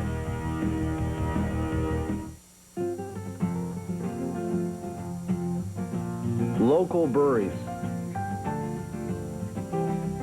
Beer shipped the same day it was born. Refrigerated distribution centers. Daily deliveries. Our exclusive Born on Dating. That's how we guarantee Budweiser is the freshest beer choice out there. Celebrating by Team Monte Carlo. Now, the first thing you've got to do is jump up here and scream and yell, woo! Make sure your hat guy forms them first, so you don't end up looking like a dork. Now, when somebody hands you one of these babies, make sure you say thank you. Thank you. Oh, man, don't eat the check. Want to be like Jeff Gordon? Drive the all-new Chevy Monte Carlo. The cars more champions depend on. Chevy, we'll be there. Heat is holding position when your tires are ready to blow. Heat is making it through a 12-car pileup from 13th place.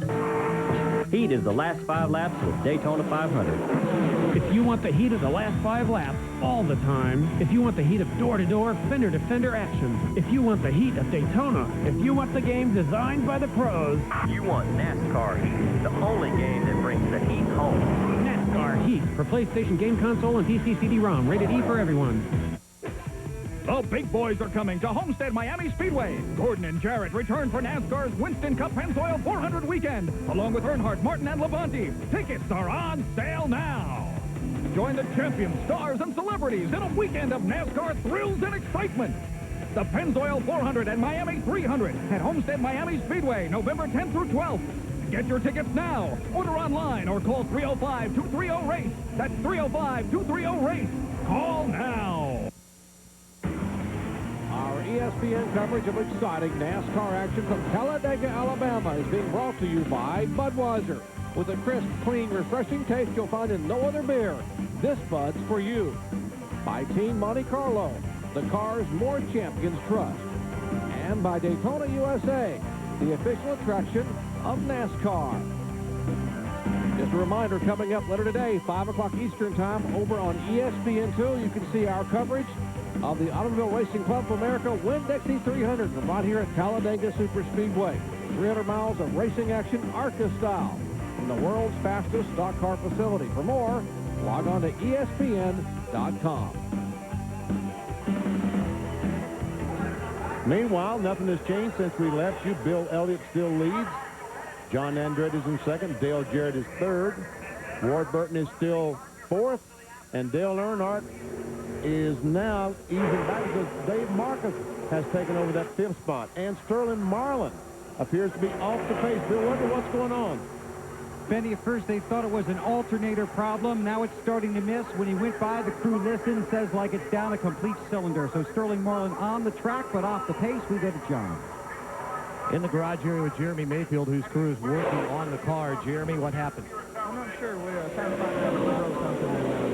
And this Mobile 1-4's been done a good job. We started in the back, worked our way up, and just going as planned. Rest of the time we're going to try to make laps here, get to the end, and made it seem like we had a lot of bad luck, but everybody did a good job. Just that's all you can ask for. I heard you tell your crew on the radio that it was getting pretty hot in the car. How hot was it? Yeah, my feet were burning pretty bad. It was like the exhaust temps were way up or something. So we'll have to look at it and see what happened. But still, we had a good run going here. All right, Jeremy Mayfield's crew working on his car. Back upstairs. Wow. 6th or 7th DNF in the last 8 races. Tough break for Jeremy Mayfield and that Mobile 1 team.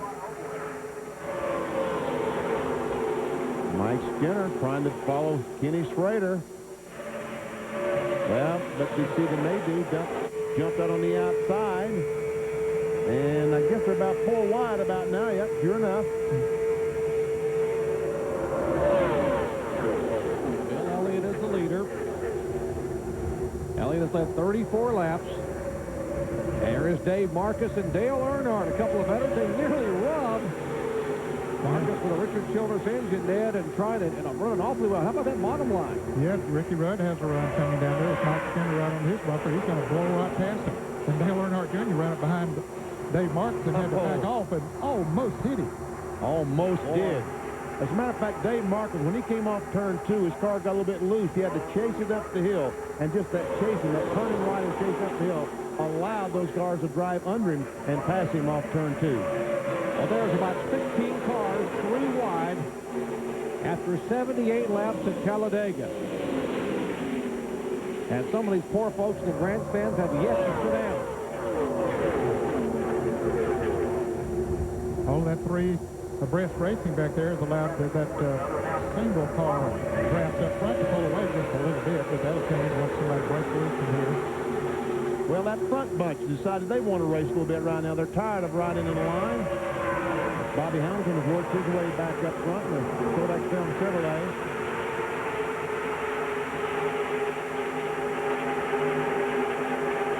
Well, Steve Grissom down on the inside. Steve's had a great run here today.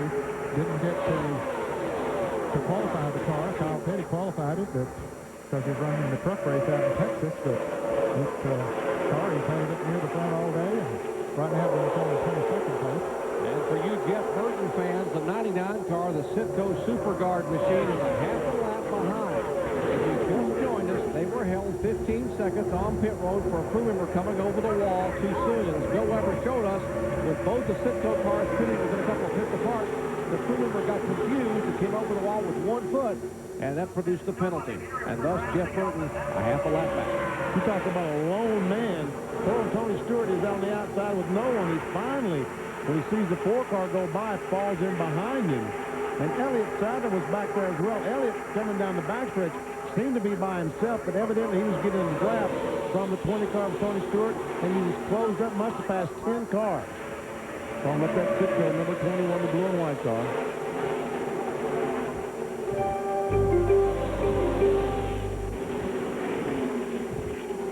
We only picked up 5 spots. The last time by was 17th, this time by Elliott Sadler was 12th.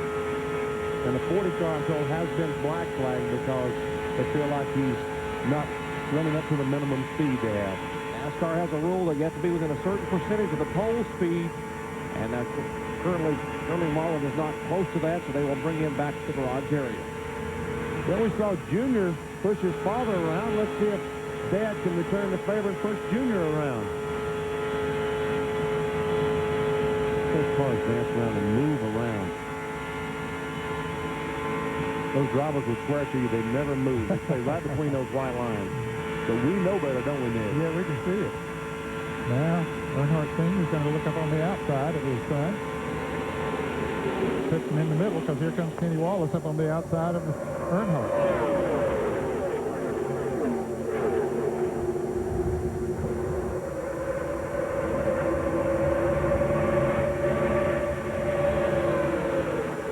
Drivers have reported some possible fluid in turn 3, which may be from the 40 car.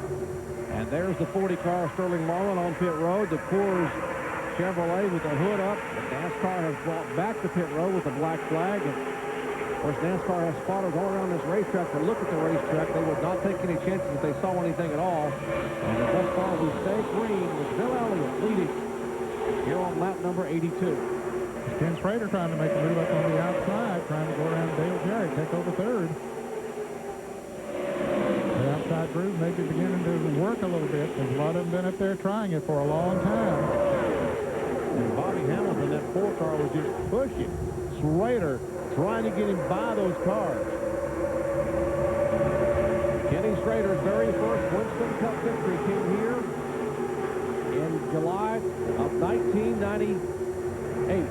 July 31st, 1998. 1988. I'm sorry, 1988. I can't read my own writing. 1988. Thank you for being first. I should write like a doctor, I guess. Can't read what you said, huh? I knew it wasn't 98, Jerry, because he hadn't won one since 91. Exactly. And he would like to change that very much here today. And last victory coming in June of 91. It's over 298 races ago. We're talking about Kenny Schrader driving the Eminem Pontiac. He's making a serious challenge right now for second position. Tony Stewart has gotten from the outside of the 4 car, and is that Jeff Gordon back in the middle again, coming to the front? He has gone from the front to the back to the back to the front more than anybody I've seen today. He's passed a lot of race cars, hasn't he? I talked to Robbie Loomis this morning down the garage here, and he said, you know, I'm glad we've got this car, because that other car seems to run better, but I think that car has a bad attitude. At Daytona, we had all kinds of trouble with the car. We brought it here. We had all kinds of trouble with the car. I'm glad to get rid of that car and its bad attitude. Well, on Friday morning, if you just joined us in practice, Gordon ran over a bunch of orange cones at the start-finish line with that primary car. Then at happy hour, they broke a shock absorber and watched Bobby Hamilton go to the high side. Here's the Kodak Chevrolet. He led that lap, but unfortunately has no one with him, and he will just keep falling back. He went out there and hit that wall of air and just killed him. Now there's Tony Stewart now trying to help that car number 4 of Hamilton, but he's already been backslid to about 7th or 8th position. Can you imagine that? Bobby Hamilton led the last lap, and right now is trying his best to stay 10th place as Steve Grissom, and that Hot Wheels car drives up on the inside of him. And this partisan Alabama crowd pulling for Steve Grissom, an Alabama native, who turned down a chance to play collegiate football because he wanted to go drive a race car. And look at Gordon coming back on the outside. And you can hear the fans in the background standing and waving and screaming as they are 3 wide, 3 by 3 by 3 for 36 positions. And Schrader still hasn't led a lap. Jeff Gordon led the last lap, but Schrader's looking good right now. Talking about the yellow car in the middle, the M&M's car. He's going to sit there in the middle and say, well, just got me up here. Let's see if I can stay in that position. Schrader trying to hang on the bottom of the racetrack. But here comes Jeff Gordon on the outside. With drafting help from Jerry Nadeau. He's trying to go down and pick up Nadeau. There you see Jeff come off the corner, move down to try to pick up the 25 car. And Gordon right out front.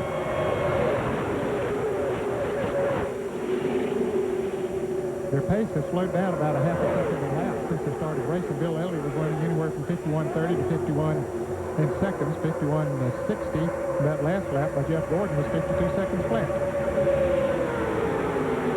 There's Bobby Hamilton roaring back with a little shove from the Home Depot Pontiac of Tony Stewart.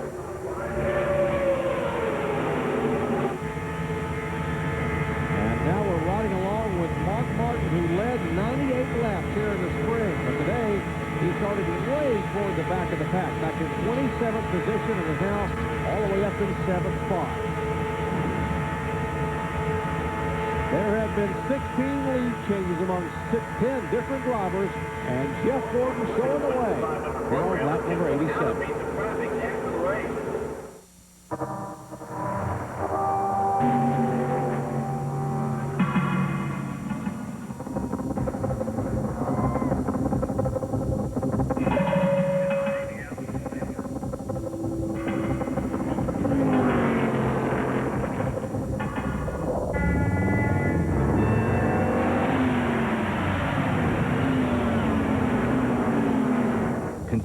NASCAR's official financial services provider. Step up. Bob. Claire. Bob. Claire. Michael. Michael. Huh? Bob? Claire? Want your own monster truck? You can win one during Napa's Monster Truck Giveaway. Win one of over 5,000 mini monster trucks. Plus save on hundreds of items. Enter at a participating Napa Auto Parts store today. I like new things, especially when they get old. Like keeping things around? Good news. Introducing Valvoline Max Life, the first motor oil formulated for higher mileage engines. Max Life conditions use seals to help prevent leaks and helps keep your high mileage engine performing for a long, long time. Son, another 100,000 miles and this baby will be yours. Tomorrow on ESPN Classic, the game that brought baseball back and the man who made it happen. Starting at 8, Carlton Fisk, his life and career on Sports Century. At 9, Classic Day in History, Game 6 of the 75 World Series, and the Fisk home run that made history. Sports Century at 8, Classic Day in History at 9, plus a special in-depth look at the game at 11. Tomorrow, only on ESPN Classic, sponsored by Selsun Blue. To get ESPN Classic, call 1-800-CLASSIC today. It's not just a new sign. It's a promise, a guarantee. It's a new Midas. You'll know it when you first drive in. You'll appreciate it for as long as you own your car.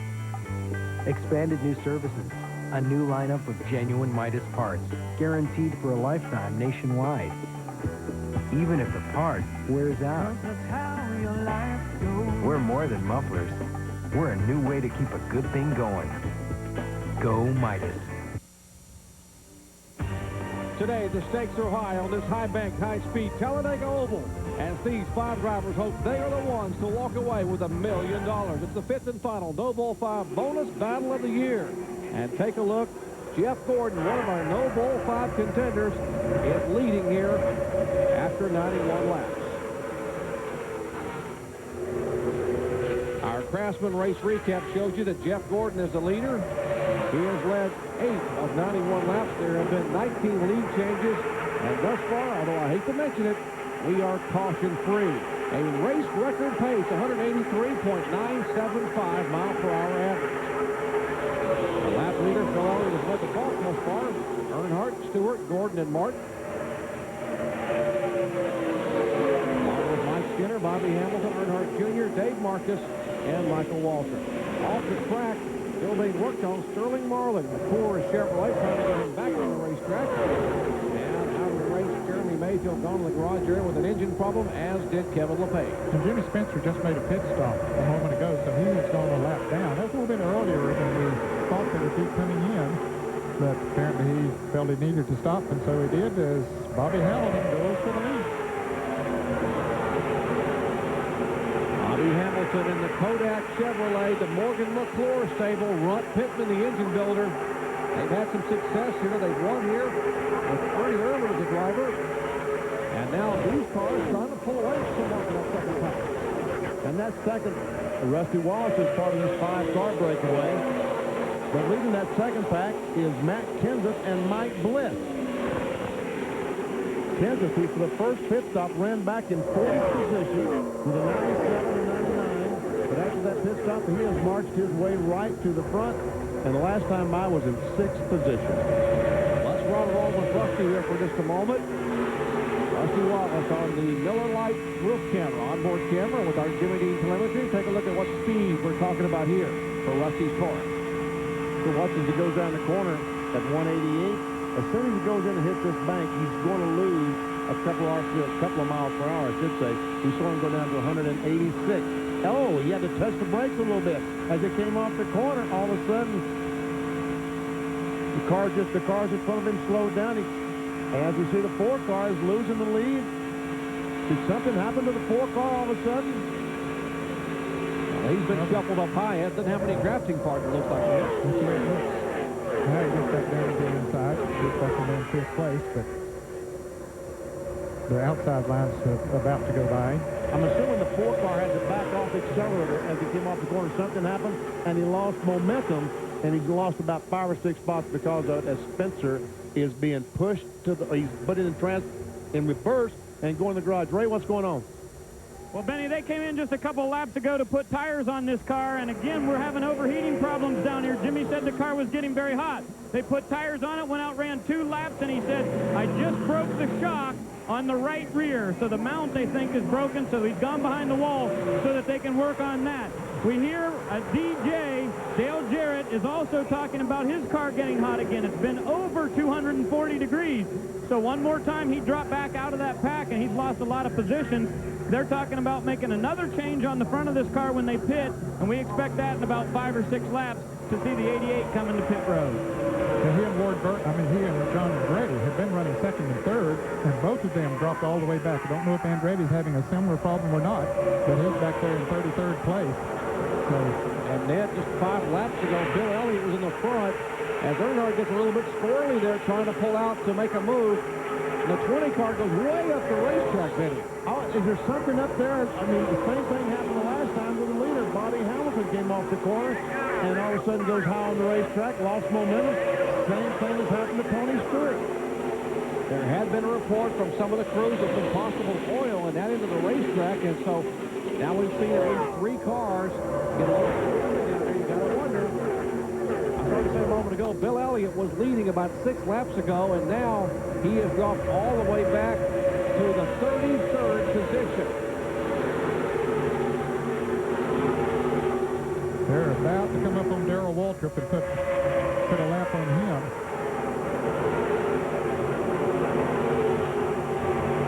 As Earnhardt is going for the lead. Dale Earnhardt, Goodwrench Chevrolet. He's there. He has it. That could be lead change number 24 here at Talladega. What about Bobby Hamilton, John? Jerry, you can see he's trying to kick his way back to the front. What happened with him, his belt came loose. So he was trying to tighten him up as he was driving and kind of had to slow down just a little bit, lost a little momentum. Now he's trying to work his way toward the front. One interesting note about Hamilton and the crew, the first pit stop, they took on only right side tires. The car has gotten tight in the course of this run. So Bobby said, hey guys, we have to take on 4 tires this next stop. I tell you, if my belt came loose at 200 miles an hour, you need more than just a pit stop. You need air pressure. I would stop and think I would tighten them back up. And wow. Well, we're coming up on halfway, and we've had 24 lead changes. As I told you at the very top of the show, they've averaged since 1969 over 45 lead changes per race, and looks like we're going to beat that number again today. We certainly have a good possibility of doing that. And for those of you who are recording pit stops and thinking about when they may come back in, remember, Rusty Wells was the very first car to pit, and that's 47. And we are now showing 98 laps complete. Pit stops took place under the green flag between laps 47 and 51. So anytime now, the next handful of laps, they should be peeling off for green flag pit stops. Take a look at where the no-ball 5 contenders are running. Earnhardt, one of those $1 million hopefuls, leading. Jeff Gordon back in 6th, Martin 12th, Steve Park 27th, and Jeff Burton back in 36th position. Jeff Burton and the cars that he's running with continues to lose ground to the leaders. They're just now across the start-finish line, 43.8 seconds behind the leaders. And Houston Jeffrey going to let them. And then the pit stops will begin here in earnest on lap number 99. Jeff Gordon, Dale Jarrett, Ricky Rudd, Dave Blaney, Bill Elliott. Let's go down the range. Robert Yates racing cars come in together. Dale Jarrett gives him plenty of room on the wall, but Ricky Rudd was over the line just a little bit, and he's going to be awfully close to the inside wall. A little bit of a chassis change for Dale Jarrett as they're cleaning windshields on both sides. They go half a pound down on the right front for Dale Jarrett, and no chassis change here for Ricky Rudd. Now to Bill Weber. No changes for Jeff Gordon. 4 tires, a fuel good stop. He's on his way. Jarrett rolls out behind him, followed by the 10.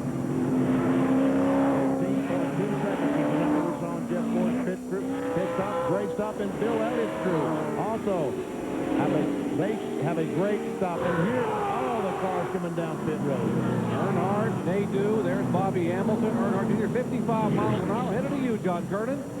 Bobby Hamilton Jr. coming down into his pit as he gets counted in. It'll be a 4-tire change, no adjustments. In fact, that's what we should see from just about everybody. Tony Stewart pulls in his stall just behind him. Bobby Labonte also in. Work done on the right side for the Morgan McClure team. Robert Larkins, the jackman, swings around. One pump, gets it up. The tire's already coming off, going on to Bill Weber. For Earnhardt, it is 4 tires, fuel, extra man over the wall to clean the windshield. Working on the left rear, now he's out of the way. And Rusty Wallace pulled out and nearly clipped Earnhardt as he's trying to leave pit road there. Very close. I thought he was going to get him. I was looking at it as opposed to the monitor when they was coming out, and I thought he was going to hit him. Got through it in the tied 4 cars, getting his service and getting back on the racetrack.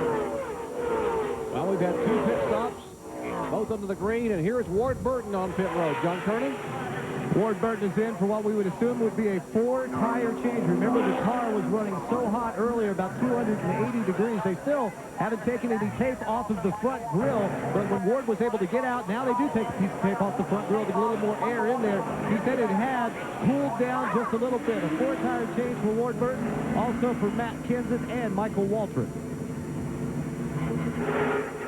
Just a moment ago, we saw the 4-car Bobby Hamilton have trouble. Oh, we're going to see Boo Whitaker change that rear tire on Joe Nemechek's car. They throw that other tire on there. It goes around to the left side. All right, left nuts are coming off. They're pinching the other tire. Push the gun up. 5 left nuts are tightened down. And Hamilton had a slow pit stop. It'll be a 4-tire change. Trouble on the left front. We see Ed McClure going north to clean the windshield. NASCAR has allowed an extra man across the wall. Robert Larkins lets the car down, brings that jack around. But when the front tire changer comes around and takes the tire off, Ed McClure is in the way. See, they got the tire in the way, and they could not get to the tire immediately, and it cost them about 2 seconds extra. It cost him about 20 positions on the racetrack. Wow. The last time around, he was being shown in the 22nd position, and he was right up there in the top 5 when he came in. And that team is a 4-time winner at Talladega, twice with Ernie Irvin and twice with Sterling Marlin. As you watch Stacy Compton bring the milling Ford Taurus down pit road, and he was being shown as the leader, so one of the Rookie of the Year contenders in the Rebestos Rookie of the Year competition. Stacy Compton in the pits, and now Ted Musgrave showing the way in the Bell South Chevrolet. And car number 01 is our leader. After 102 laps are in the books at Talladega. We'll be right back. Well, folks, everything will be decided today. If you want to win in today's world, you can't afford to go it alone. It takes teamwork and training to win. Just like the winning team that builds quality cars and trucks on the assembly line. UAWGM, assembly line to finish line, teamwork wins.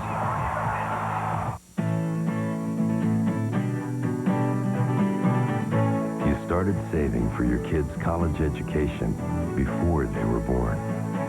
Your wife still thinks of you as her knight in shining armor. And the neighbors know your door is always open. So it comes as no surprise that your auto parts are AC Delco. When the right way is the only way. AC Delco Automotive Parts. Whether you drive your family around the neighborhood or the number 21 Citgo Taurus around the NASCAR circuit, you make a lot of pit stops along the way. So from Darlington to Detroit, Bristol to Boston, and just about every place in between, you can count on your local Citgo to keep you going. Gas, food, and conversation. Just what you'd expect from a neighbor. The fall finish continues on the PGA Tour as the game's top guns look to roll the dice on a Vegas victory. The Inventus Classic at Las Vegas continues today at 5 on ESPN. Hey, what's up, Tony? Hey, Stu. How you doing? Is there a lot of security around here? Yeah, I mean, what do you mean? Well, you know, security guards.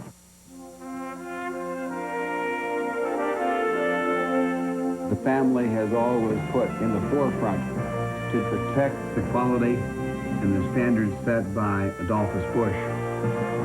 The deep sense of pride that my grandfather taught me, that my father continues to teach me. I think he would be very happy that the generations of his family have practiced what he taught us.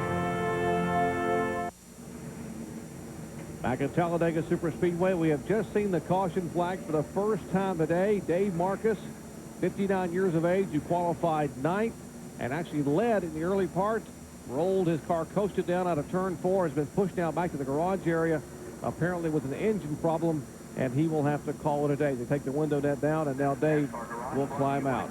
And Jerry, this is a huge break for Ted Musgrave in 01, Jeff Burton in 99, and Rick Mast in 14. They had not made a pit stop. They were almost a lap down before the leaders made their green flag pit stop, but this caution has saved them. They're going to be on the lead lap. Yeah, they'll be back at the tail end of the lead lap, but they would have been lapped if they would have pitted under green. Let's go to the pits and John. Ward Burton, who had just pitted under the green, decides to come in and pit again. The crew says Ward just wanted 4 new tires, so that's what we're going to do. They're also going to pull the fender off the left front because it was rubbing the left front tire to Bill Weber.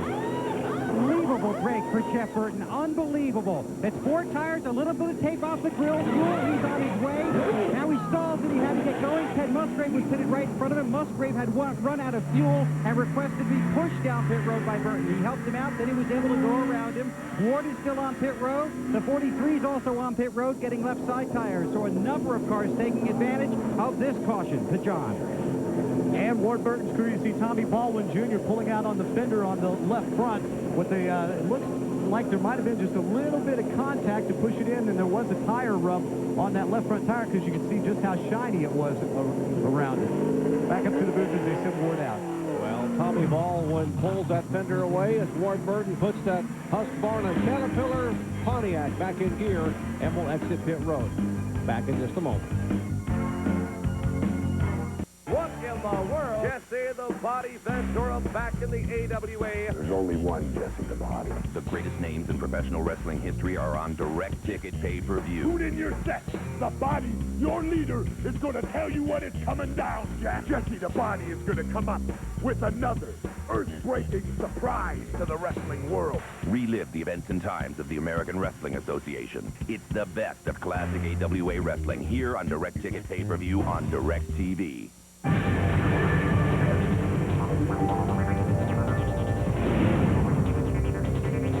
Hi, I'm Tom Jordan.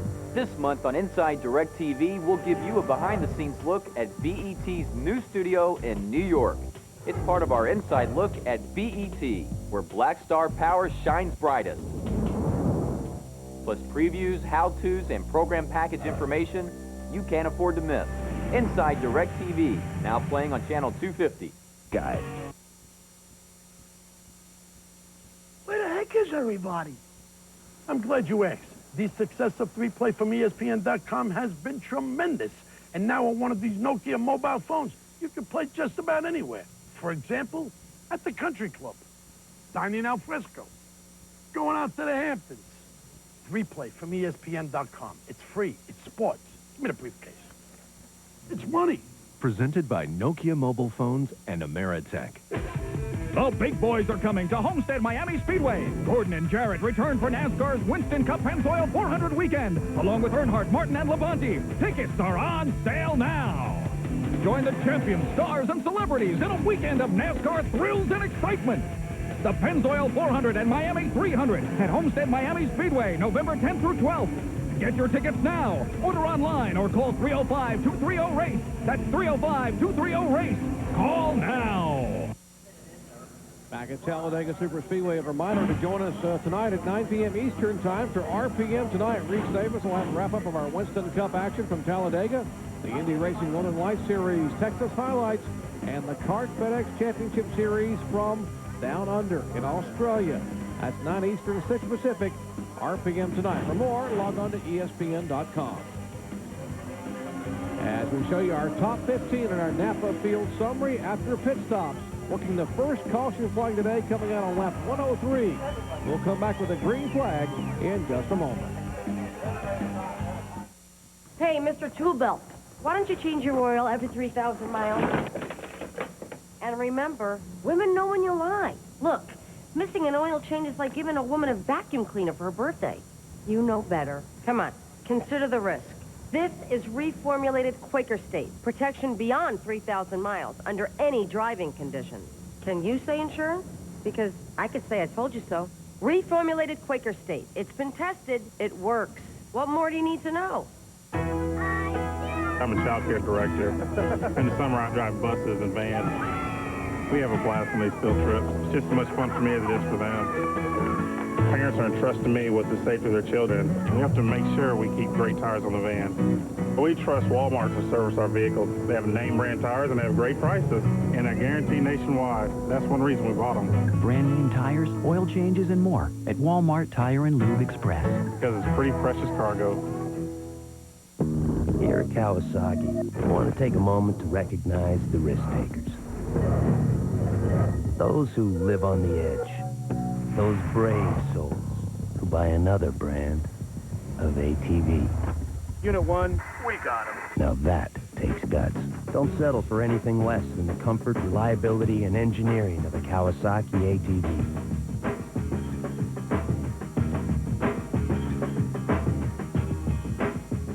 Three Chuck. So that's 4 coffees and a dozen donuts.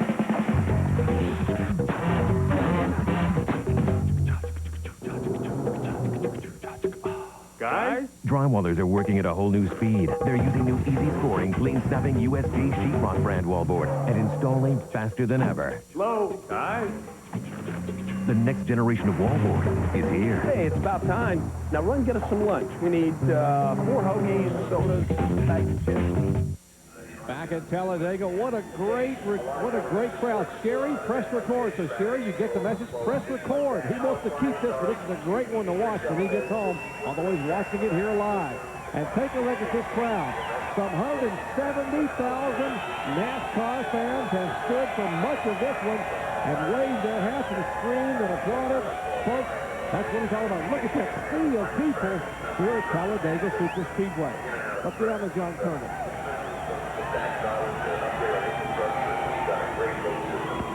One update on Ward Burton. I said he had some contact with that left front. He actually, when pulling into his pit during the green flag pit stop, he actually made contact with his rear tire carrier, Mike Brown, and just kind of pushed in that left front fender. But Mike is all right. No harm, no foul, just a little incidental contact.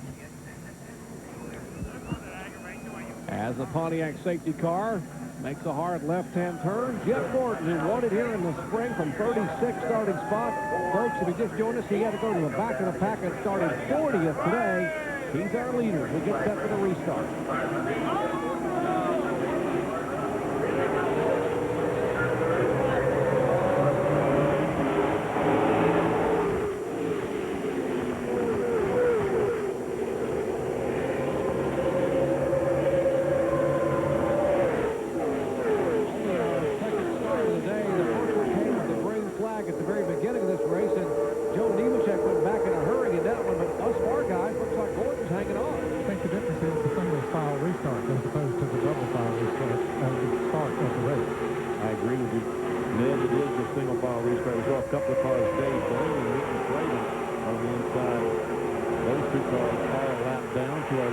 Gordon.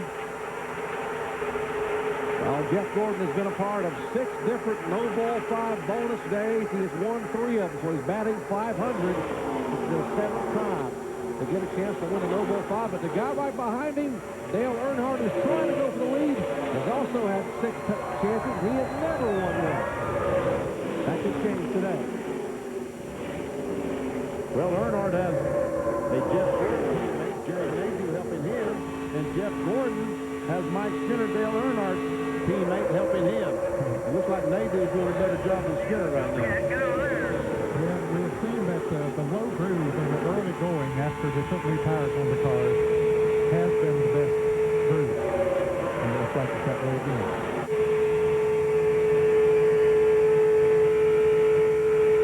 Well, as you watch this action shuffle, let's check in on the Jeff Burton pitch with Frankie Stoddard or Bill Lever standing by. Well, I'm here with Frank Stoddard. You got a break. You dodged a bullet, didn't you? Well, we certainly did. I hope we can dodge some more bullets after The Citgo Super guys were pretty good today. We just been back there riding, and we got a penalty that, you know, was a penalty that was probably right. I mean, the guy, his foot was over the wall, but you got to work on it a little bit. He didn't go anywhere. We jumped in the wrong car. The other Citgo car was going down the thing. He didn't go over. It didn't make the pit stop any faster. He stayed there until actually our car was in the pit. If you watch the film, which made it even worse for us. I wish that we had a little bit of a working relationship there, but I'm disappointed in that. But we got it back, so I won't argue as much. Okay, we'll see if the 99 car can work his way all the way back to the front now. Frank Stoddard, the crew chief for Jeff Burton, and he just joined us. The caution came out on lap 103, and Burton, Ted Musgrave, and Rick Math had not pitted, so they were able to put under the caution and had the others come back in, and that kept them from possibly losing a lap, or surely losing a lap, so that's why they are still on the lead lap. And Ned, we've got, 35 cars still on the lead lap. 35 cars on the lead lap, and they're running within about 4 seconds of each other, or actually 2.8 seconds of each other. And some of our spotters have told us that still that left front tire on the 22 car might be rubbing a little bit still. And look at Skinner down underneath the yellow line, trying to get by Bill Earnhardt Jr. He does that with some drafting help from Bobby Labonte, their points leader. So Labonte all of a sudden now up in the 5th position. Bill Jarrett has gone out to try to pass on the outside, and the whole line went by on the inside. So that what looked like was going to be a good move turned out to be a bad move. Here's Mark Martin up there by himself. He was running pretty good up there, making 3 wide. And there is awesome Bill Elliott trying to work his way back. Elliott is back there, so is John Andretti. And Cheerios Pontiac for the King, Richard Petty. They had 1-2 for so long back 30, 40 laps ago. And all of a sudden, Elliott's car is just not right. I don't know exactly what happened, but all of a sudden, anyway, Mike Skinner is hooked up with Dale Earnhardt Jr., and they are trying their best to take the lead. Earnhardt Sr. and Rusty Wallace trying to hang on as you're taking a look right along right there with our Circuit City on board for points leader Bobby Labonte. He sits back there in about 5th position. I think Bobby, we said earlier that he was riding, which was smart to do for a long time, to sit there and ride, get laps behind you. But now we're past the halfway point. Time to go. How about it, John? Well, Ned, I would guess you're absolutely right. During that last caution, Bobby was talking to Jim Maycar and the crew, and he said, guys, he says, I'm kind of sorry. He said, I'm just not having a very good game of chess right now. He said, I'm having problems picking out the wrong lines. But obviously now, he's got his concentration going. I guess he's got his game on, you might say. And he was picking the right line, it looks like to me, because he looks like he's headed toward the front. We mentioned a lot of these engine builders have flown back to their shops last night. Among those is Mark Cronquist, who built engines for Bobby Labonte and Tony Stewart, both the Joe Gibbs cars. They flew back, worked much of the night, trying to see what the carburetors were going to do on these cars today with the smaller plate that they put on yesterday prior to happy hour. And obviously that work is paying off for the 18 car. Still got a great battle going on for lead, but this time it's Dale Earnhardt Jr. trying to pass his dad. Had taken the lead, but now Bobby Hamilton has worked his way back to the front. He's on the outside. We got Earnhardt Jr., Hamilton, and Jeff Gordon. Oh, somebody, that's the 22 left front tires going flat on Ward Burt's car. We mentioned it was still running a little bit. It rubbed too much, and the tire is flat. And what a job he did, Dad, to hang on to that car right in the middle. He's in the middle of like 3 cars with about 7 or 8 right behind him. Yeah, he did do a great job, and caution is out. We'll race back to the flag with no big deal here, but that could have been the big one. Bill? The reason the 94 dropped back is because he was running with the 22. They were going to try and work their way to the front together. Elliott saw Ward was having a problem. His crew told him Ward was rubbing the tire. Elliott got out of the gas. That's why he went to the back, but he made the right decision. Now, as we ride along with our Husqvarna onboard camera, tough break for Ward Burton, who has been at the front of the pack most of the day. Let's get Tommy Baldwin in the crew as he comes to a halt. Let's go down to John Kernan. And they're going to change the left side tires, of course, first, but you can see a lot of aerodynamic damage to that left front where the belt come off and just wrapped itself up and hit the, knocked the hood up from the inside. So they're going to have to work on that. Also, some of what was left of the tire of the tread is wrapped around the brake rotor. So now one of the crewmen trying to pull that away to get it off. Tommy Baldwin on the radio saying, we got some time, just do your jobs, do your jobs. And now Tommy will actually get in and try and pull it out as it is stuck as the pace car is in the middle of 3 and 4. They now turn the wheel to try and make it a little bit easier access to get the rest of the tread out of that left front wheel. And it looks like, oh man, they're coming out of 4 right now, so they're quickly running out of time, having a problem pulling this out. Oh, now they finally do get it out. Now he tells him to turn the wheel to the right so they can get it on. Tommy Baldwin gets the lug nuts tight. Here comes the pace car, and Ward Burton is down and away, but he will have to come back in, change right side tires, and also try and smooth out that aerodynamic damage that was done to the hood and the fender. And here come the leaders down pit road with this caution coming out on lap 114, lap 115. They peel off under the caution to pit. Let's go down the Ray. Well, guys, will it be 4 tires or 2? It'll be 4 all the way around for the H cars because they think there is a strategy here.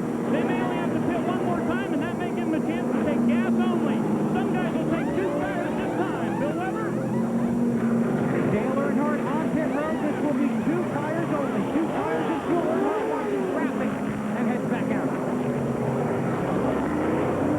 Bobby Monty also out to see him coming down pit road. There's Bill Elliott finally getting into his pits.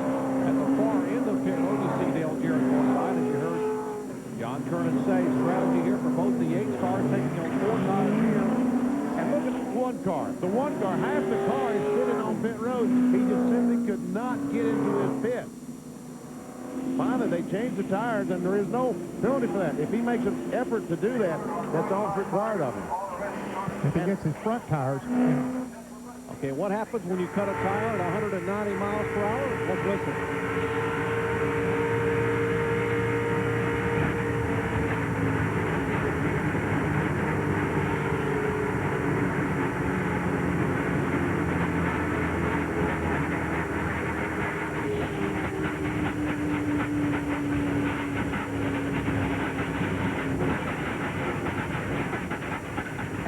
And watch this left front tire. The tire almost immediately stops turning. That tread comes off and wraps itself around the chassis, and almost immediately, as soon as we see the left front tire, it is not rolling. It's sliding across the racetrack. I can't show you what I'm talking about. Just in a moment, you'll be able to read Goodyear on that tire. See?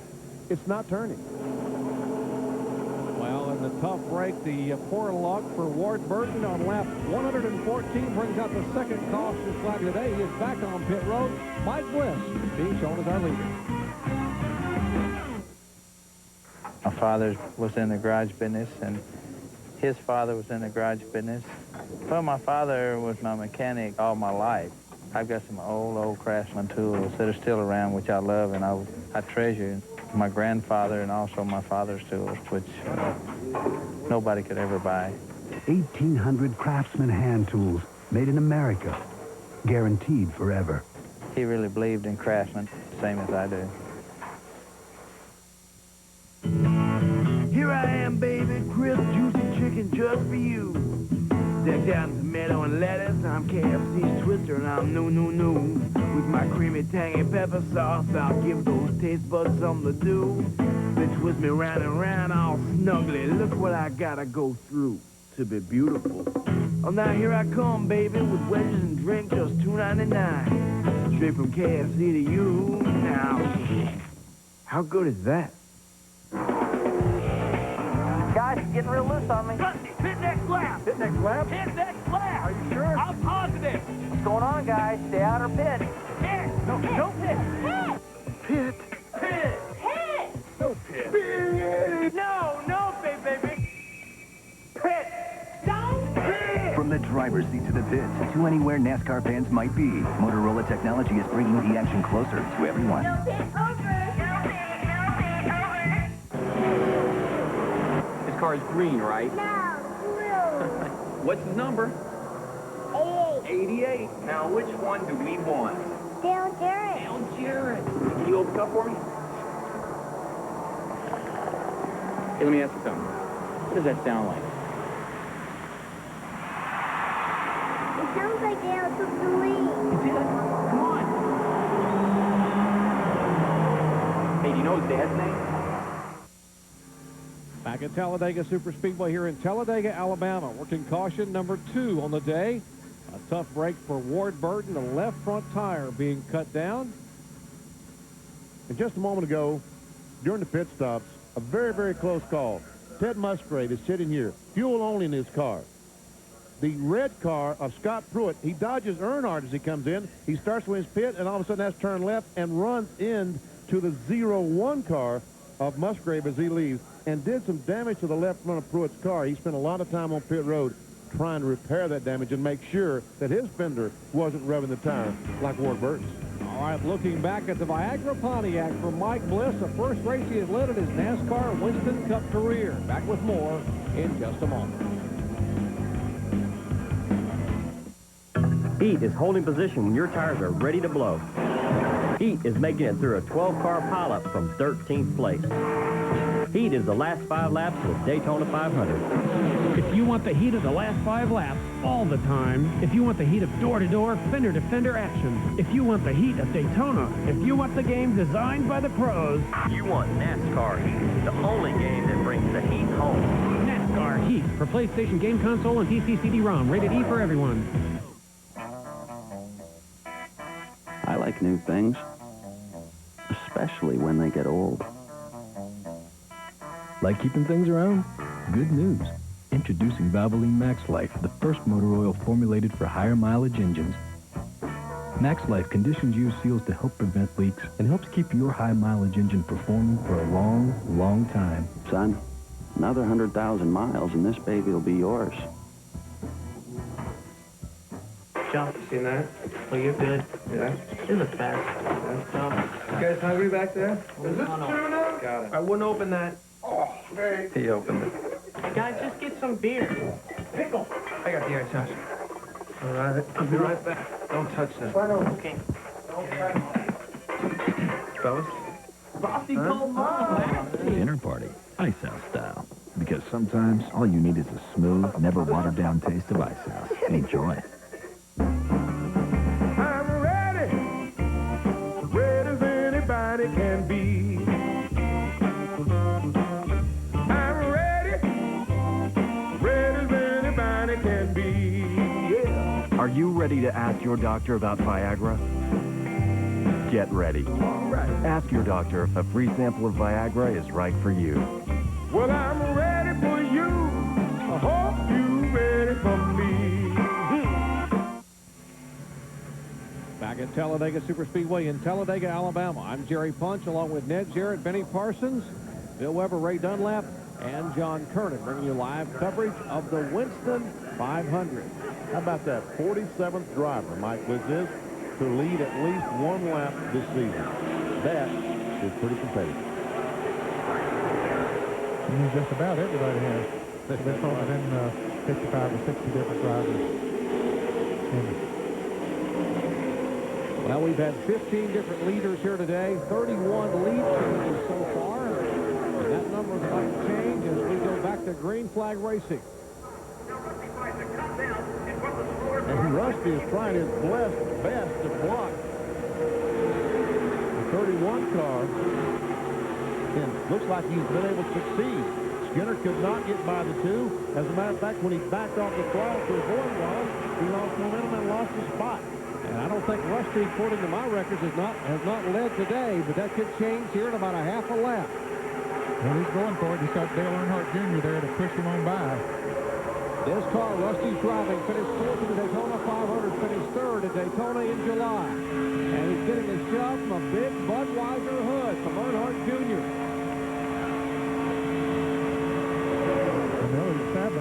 Jimmy Spencer coming back out of the garage area back into the race. He's been out for a long time. And Rusty Wallace becomes our 16th different driver to lead this one today after 120 laps are in the books. And And we see Rusty about to lose the position as Earnhardt Jr. drives up on the outside. Kenseth now driving on the inside. The Lebestos rookies are going somewhere. And Mark Martin wanted to follow his protege, but when he got to the third corner, he said, I better not do that. Well, Rusty was in the way. He couldn't get clear in there where he needed to be. Now he's going to try it on the end hook. Thought about it. Now he's going to try it. Mark Martin down there making 3 rides. And the 32 car of Scott Pruitt, we were told, was a tire down. That may have been an incident on pit road where there was contact. There's Pruitt and his tied forward. The left front tire jammed up underneath the left side of that car. Heavy sheet metal damage. He heads back toward pit road. That's similar to what Jeff Gordon had yesterday when he cut a tire down in practice, and boy, it does a lot of damage. Ward Burton was lucky a while ago to not have more damage to his left front fender than he did have when he cut his tire down. You know why I'm so lucky, Ned? Because the tread came off and stopped. He didn't keep flopping around and knock the fender off. Yeah, good point. How about our rookies in NASCAR Winston Cup competition? Rebestos Rookie of the Year leader, Matt Kenseth. The driver who won here in the spring started 36. That was Jeff Gordon. And Matt Kenseth started 36 today. You take a look at our Haviland serial scoring on this young man from Wisconsin as he leads it. Wow, 41st on lap 24 all the way to first. And how about our NASCAR Winston Cup points leader, Bobby Labonte, 3rd position. And he's going for 2nd spot right now. Talked about how the Roush cars guys were laying back a little bit early on in the race, but now a bunch of them are right there at the front. The 17, the 6, the 99 is there. Bobby Labonte wants those 5 bonus points for leading a lap. And the 17 car right there gave himself up, I think, for Mark Martin. And I think Bobby can lead it back to the stripe, and he'll get those 5 bonus points. And it looks like he will. Bobby Labonte, our most recent winner in NASCAR Winston Cup competition last Sunday at Lowe's Motor Speedway, came in leading by 252 points with just 5 events remaining, 4 after today. And Bobby Labonte is leading here with 65 laps to go at Talladega. 3 Pontiacs up front. Bobby Labonte, John Andretti, and the 20 car, Bobby Labonte's teammate, Tony Stewart. Then you got a Chevrolet back behind them. Then another Pontiac. The Pontiac's running 4 out of the top 5. The first Ford back there will be back in 7th spot. The big Texaco star on the hood of Ricky Rudd.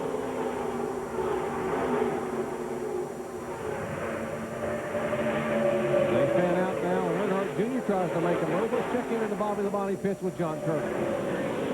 Jerry, when Bobby crossed the line with the lead, his crew told him, hey, that's 5 points. That's 5 points. And Bobby radios back and says, hey, guys, it's not over yet.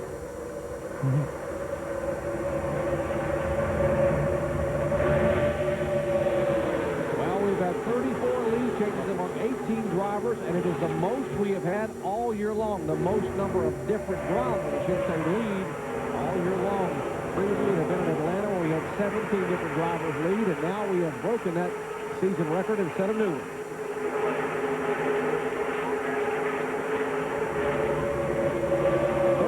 Year-old Bobby Labonte from Corpus Christi, Texas, finds himself 4 races and about 60 laps away from a Winston Cup title. Lose weight free, 24 hours a day with Premier Diet ZX. Like Metabolite 356 and Slim RX, Premier Diet ZX works thermogenically with your body to speed up your metabolism and help you shed pounds and inches fast and easy. Millions of people have used Metabolite 356 and Slim RX because they work, gladly paying up to $50 a bottle. And now you can get all the same active ingredients of Metabolite and Slim RX and all the same benefits free. Premier Diet ZX AM suppresses your appetite and boosts your energy and stamina. Premier Diet ZX PM is specially formulated to help you relax and enjoy a restful night's sleep while still keeping your metabolism in high gear. And if you log on to Vitafree.com or call right now, Premier Diet ZX is giving away a full 4-month supply of both the AM and PM formulas. That's a free bottle of Premier Diet ZX AM and a free bottle of Premier Diet ZX PM every month for 4 months. That's a whopping $400 value free just for calling right now. Can you believe it? I lost 9 inches of my waist in 30 days. Call the toll-free number below or log on to Vitafree.com now. Make your move, Tony. Got it, Joe. You know, at times like these, I'm glad I'm driving the wide track Grand Prix. With handling like this and this, I can really turn a race around. On the way to the winner's circle, wider is better. The wide track Grand Prix by Pontiac. In a race car like mine, the oil tank is right behind the seat. When the oil gets hot, you know about it. In California, the oil temp gauge is pegged at 340 degrees. Normal is around 220. Heat's coming off the oil tank behind the seat, burning your back. Man, you wonder if you're even going to make it to the finish. But Mobil 1 never gave up. Other oils, they might have cooked. Instead, what got cooked was me. I love winning. But doing it this way, man, I tell you, like my crew chief said on the radio, we owe this one to Mobil 1.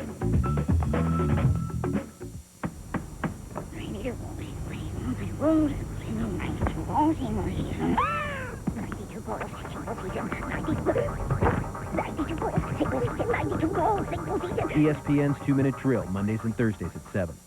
It's college hoops time, baby. I love it. Get ready for the season with my college basketball preview from ESPN the magazine. I'll give you my picks and pans for the run to March Madness. Pick it up on newsstands now. It'll be awesome, baby. Our ESPN coverage of exciting NASCAR action from Talladega, Alabama is being brought to you by the White Track Grand Prix by Pontiac. Wider is better. By Mobil 1, nothing outperforms Mobil 1. And by Polaris ATV. Overdose from civilization, Polaris is the way out.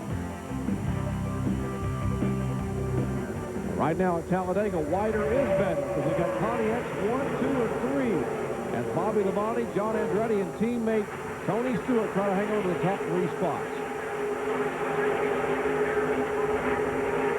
Well, you talk about how a race can ebb and flow. Ray, give us an update on the 31 car of Mike Skinner. Well, Jerry, in the middle of pit road here where I'm working, Skinner's about the only guy that gambled on 2 tires that time. But when we restarted this race, he was running in 2nd position. Now, he did get shuffled back a little bit, but I think the 2-tire strategy may have been too big of a gamble. All the guys that took on 4 down here now have the option when they pit next time to either do 2 tires or no tires. And I think anybody that took 2 tires that last time may be in trouble, and I think Skinner is one of those that could be in trouble. If we stay green here, they'll have to pit with what, about, I'd say 20 laps to go, right, guys? Well, that's right, but they must, I mean, you see the leader, Jerry Nadeau, take the lead, but Dale Earnhardt Jr. said, that's mine. It's my spot. I want it. I'm going to take it. And now he's doing it up there by himself, and he doesn't have any help. That might cost him as Nadeau figures that out and said, let me get down and get me some help. Spotters are becoming cheerleaders up on the roof above us watching this as the fans are cheering. Earnhardt using some hand signals there, and that was Jerry Nadeau's radio. A spotter talking to Jerry. Michael Holligan Chevrolet, you watching right along now on the Budweiser onboard for Dale Earnhardt Jr.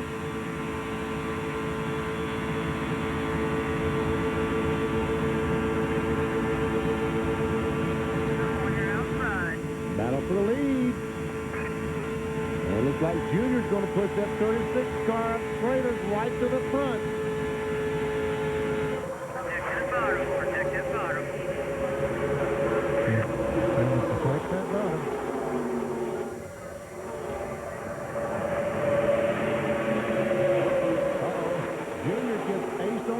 As Terry Labonte comes up, brings the big rooster on the outside. Didn't like that Terry today, but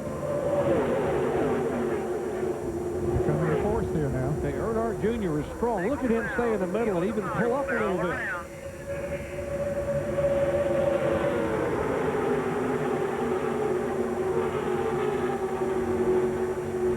Well, 4 of the last 6 Winston Cup events have been won by Joe Gibbs Racing.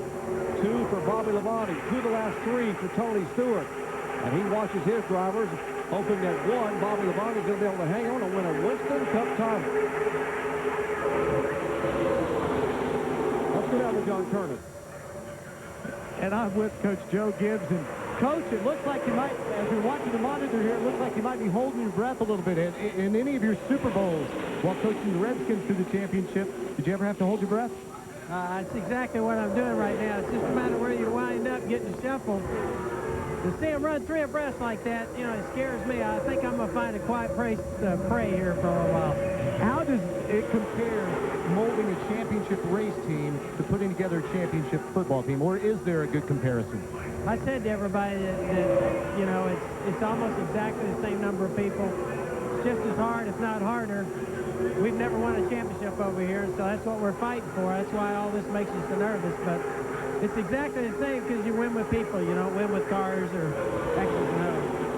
That's how they have built a championship team, and we'll let him get back to watching the monitor so he can continue to hold his breath, as we all are, down here on pit road. 1996 inductee in the National Football League Professional Football Hall of Fame. Talking about Joe Gibbs, 3 Super Bowl victories and 4 trips. Well, Mike Skinner is pedaling toward the front, or trying to, Ray Dunlap. Well, Jerry, on the radio, Skinner says those 2 tires weren't a problem at all. The car feels great. Best it's driven all day long. Well, how long that'll last, who knows? But, boy, as he works his way back up, you talk about ebb and flow. He went from 27 all the way up now where he might have a shot at taking the lead.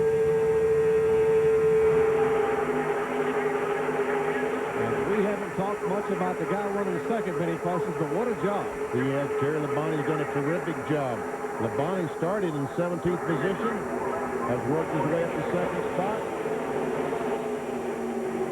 Tony Stewart, apparently a problem for the Home Depot Pontiac. Let's go to John. About a half lap ago, Tony Stewart radioed his crew and said, hey, she's loaded up. Something's going on here. So they're bringing him in. They're changing all 4 tires. Should be able to go to the end of the race now, but it depends on how he comes out on the pack. And he kills the engine, but he refires it and goes on his way. So we'll see if he can catch up with the pack. He may be in big danger of losing a lap if he's out there running by himself, but he should be able to go the rest of the way. Well, he's certainly going to lose a lap. There's no doubt about that. Here comes the pack off the corner, and about the time he gets up to speed,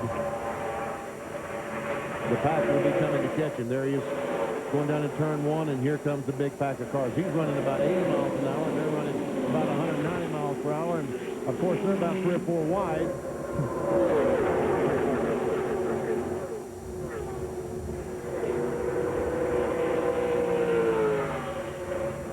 Yeah, they'll catch him going into turn 3, coming off the turn 4.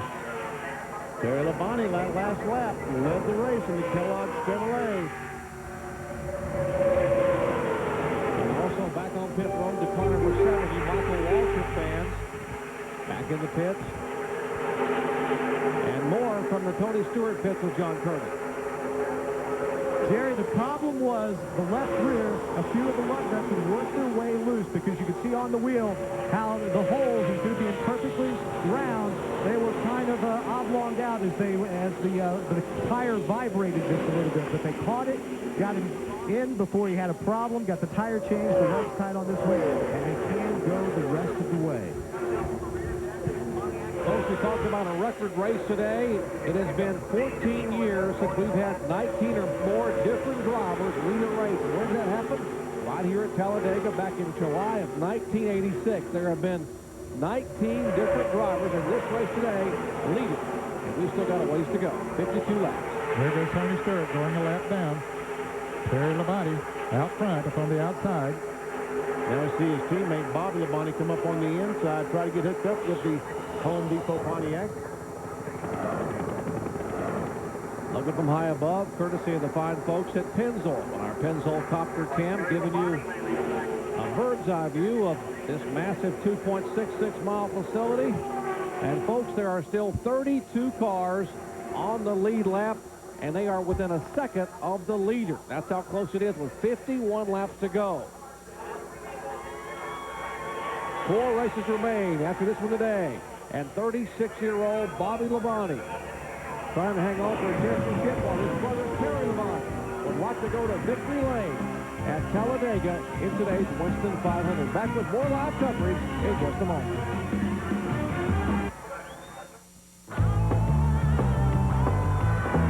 Out here, there are no guarantees.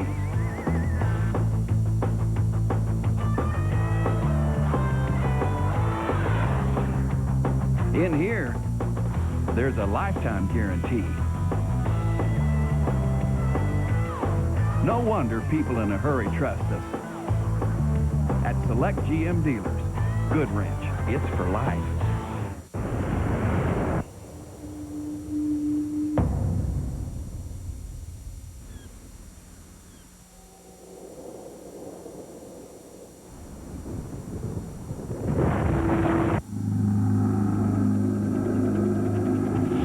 Introducing the Polaris Sportsman 500 HO with a new high-output engine and 20% more power. The world's best-selling automatic ATV just got better. In a race car like mine, the oil tank is right behind the seat. When the oil gets hot, you know about it. In California, the oil temp gauge was pegged at 340 degrees. Normal's around 220. Heat's coming off the oil tank behind the seat, burning your bike. Man, you wonder if you're even going to make it to the finish. But Mobil 1 never gave up. Other oils, they might have cooked. Instead, what got cooked was me. I love winning, but doing it this way, man, I tell you, like my crew chief said on the radio, we owe this one to Mobil 1.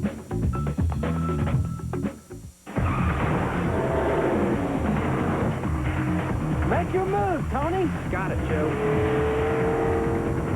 You know, at times like these, I'm glad I'm driving the wide track Grand Prix. With handling like this and this, I can really turn a race around. On the way to the winner's circle, wider is better. The wide track Grand Prix by Pontiac.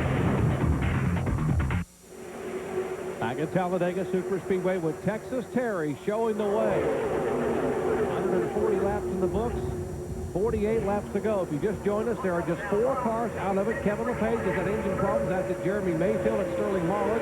Dave Marcus, well, that's the first caution flag today on lap 103 with engine problems. This car rolled to a halt. The 26 car, Jimmy Spencer, has been off the racetrack with a broken shock absorber. He is back on the track, some 29 laps behind. And the 32 car just a moment ago, Scott Pruitt, has gone behind the wall. He cut a tire and had some sheet metal and front end damage. They are working on his car, the Tired Ford. And so far, we've had 38 lead changes. I told you, we averaged 35. A little bit more than average today. We have one more lead change. Dale Earnhardt, the green car, goes back and forth, passing Lamani. And we see on the outside, Jerry Nadeau trying to go by that way.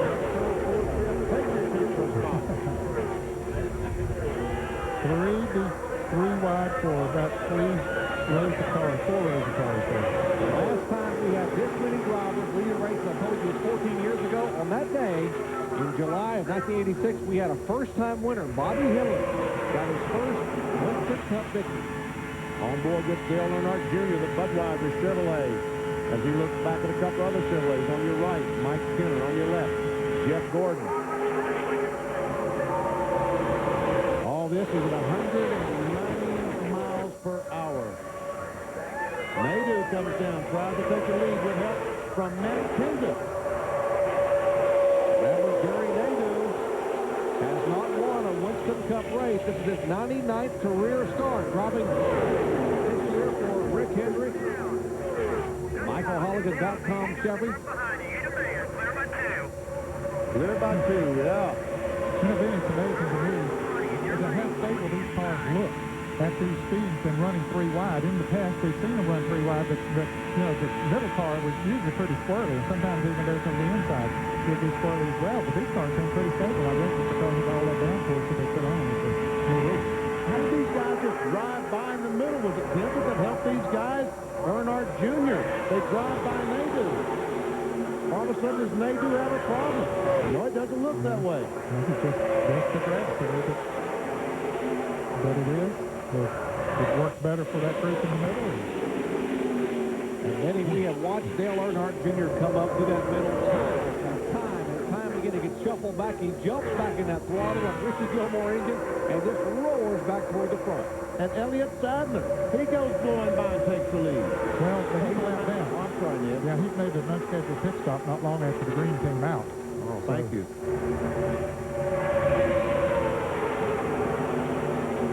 Well, according to the scoring, he's not a lap down. I swear I thought I saw him come out of the pit, but maybe not.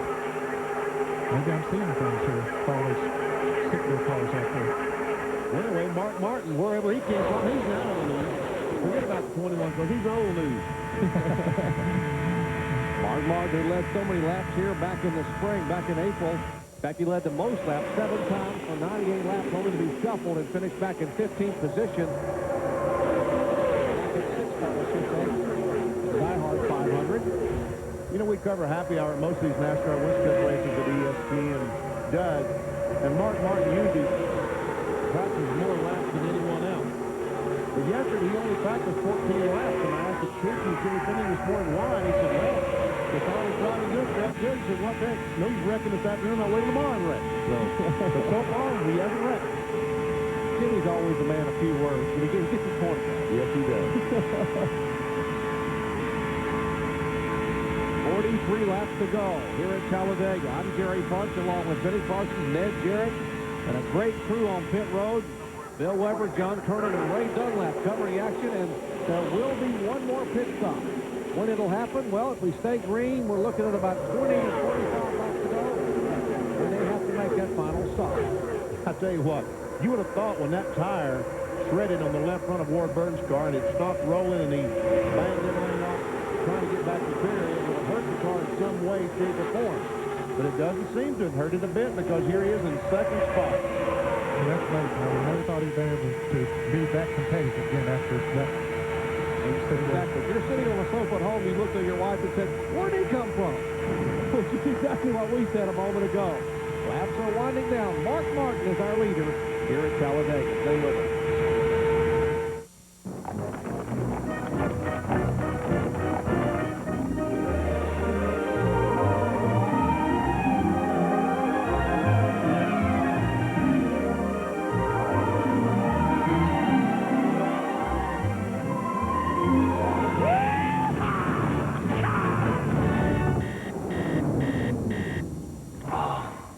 Not so good. Yeehaw. You keep an eye on the websites your kids are looking at. You make sure your wife's cell phone battery is fully charged. And you haven't missed a day of work in 12 years. So it comes as no surprise that your auto parts are AC Delco. When the right way is the only way.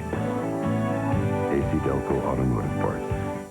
After a long day, you'll be glad you're driving the 2000 Wide-Track Grand Prix SE. It's got a new sporty look up front, and with the available Smart Package, you'll get a rear spoiler, 16-inch aluminum wheels, and a driver's power seat.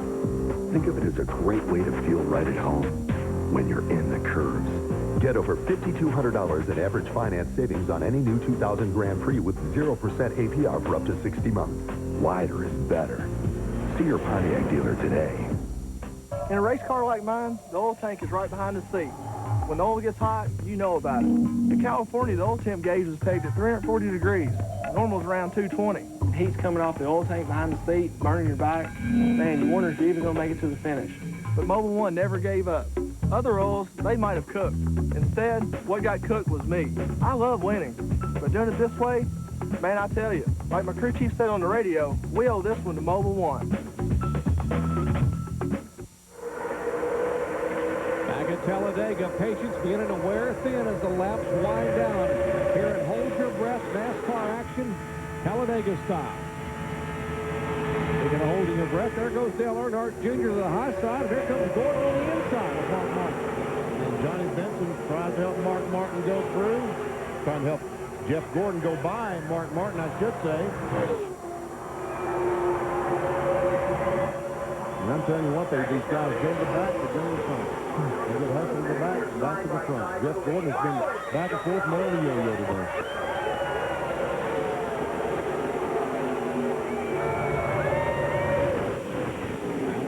Became our 40-second lead change here at Talladega. 38 laps to go. They put 45 lead changes last week at the Lowe's Motor Speedway in that race, which I think was the most of the season. Now, we talked about the 22 car of Ward Burton, the problems he had, and now he is back up there among the leaders. Let's check in his pits with John Turner. And I'm with Ward's crew chief, Tommy Baldwin. And Tommy, considering all the aerodynamic work you had to do to that car, are you surprised that it's running as well as it is? Yeah, kind of. You know, that left front fender is still flopping around in the air. We're hoping for a caution so we can fix it, get a little bit better. But, you know, car's real strong. Terry Elledge and the motor guys did an excellent job putting the motor together today. And hopefully we get caught in the right track with this Caterpillar tire and get back up front, get a good pit stop, and see where we end up with a beat-up car. I don't know. You might want to take that beat-up car to the wind tunnel, check the numbers. You might want to set a configuration for Daytona next year. It's running so good. I highly doubt it. The car's pretty much beat up, balanced about 6 inches in the air, hood's all beat up, fenders flopping. It's not very good right now. He's complaining on the radio, but I told him there's nothing I can do right now. He just has to drive it and hang on. All right, well, we'll let you get back to watching the race, Tommy. Gary? Thanks, John. Watch the car number 8. Look at the left side of your screen there. That's Gary Nadeau. He's been running way up on the very top of the racetrack. And the 10 car, Johnny Benson. Remember Benson from the season opener? He came within 4 laps of winning the Daytona 500. Well, they've got back to that battle for about 5th spot. They've got them all lined up 3 wide, but every one of them has someone on the back bumper to help. Well, right now, the battle is for, I guess, 2nd spot, with Earnhardt lined up in the middle. Dale Jr. in front of his dad. And on the outside is Nadeau. On the inside is the 10 car of Benson. Folks, I told you at the top of the show, if you have speed bumps on your sofa, you better buckle up. Just imagine if you're on the edge and you'll see at home what these guys are feeling like. 31 cars, 2 seconds apart, with less than 40 laps to go at 190-plus miles an hour, folks. This is NASCAR racing at its finest.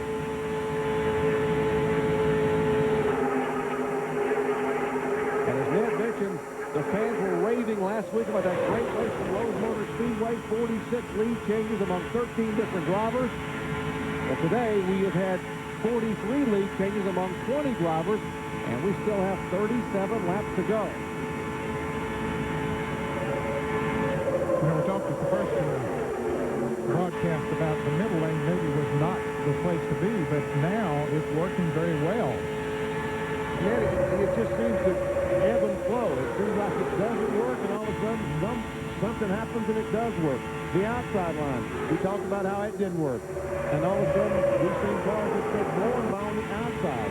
As we see Dale Earnhardt going inside of his son to take over that 2nd spot. Fans are on their feet screaming and waving hats. They're watching what you're watching as they come flashing by. And now we'll watch them above, courtesy of the folks at Pennzoil and our Pennzoil Copter Camp. Here they come, a gaggle of cars, 31 of them. Johnny Benson was running second just a moment ago. He's on the inside with not really any drafting help. That time by, he has fallen back to the 10th position and in jeopardy of losing more spots. How about Jeff Burton, penalized 15 seconds for a crew member over the wall, back to 42nd spot. Now he's right back among this group battling for the lead. Got a huge break when he got a caution flag, and he's right back in it now.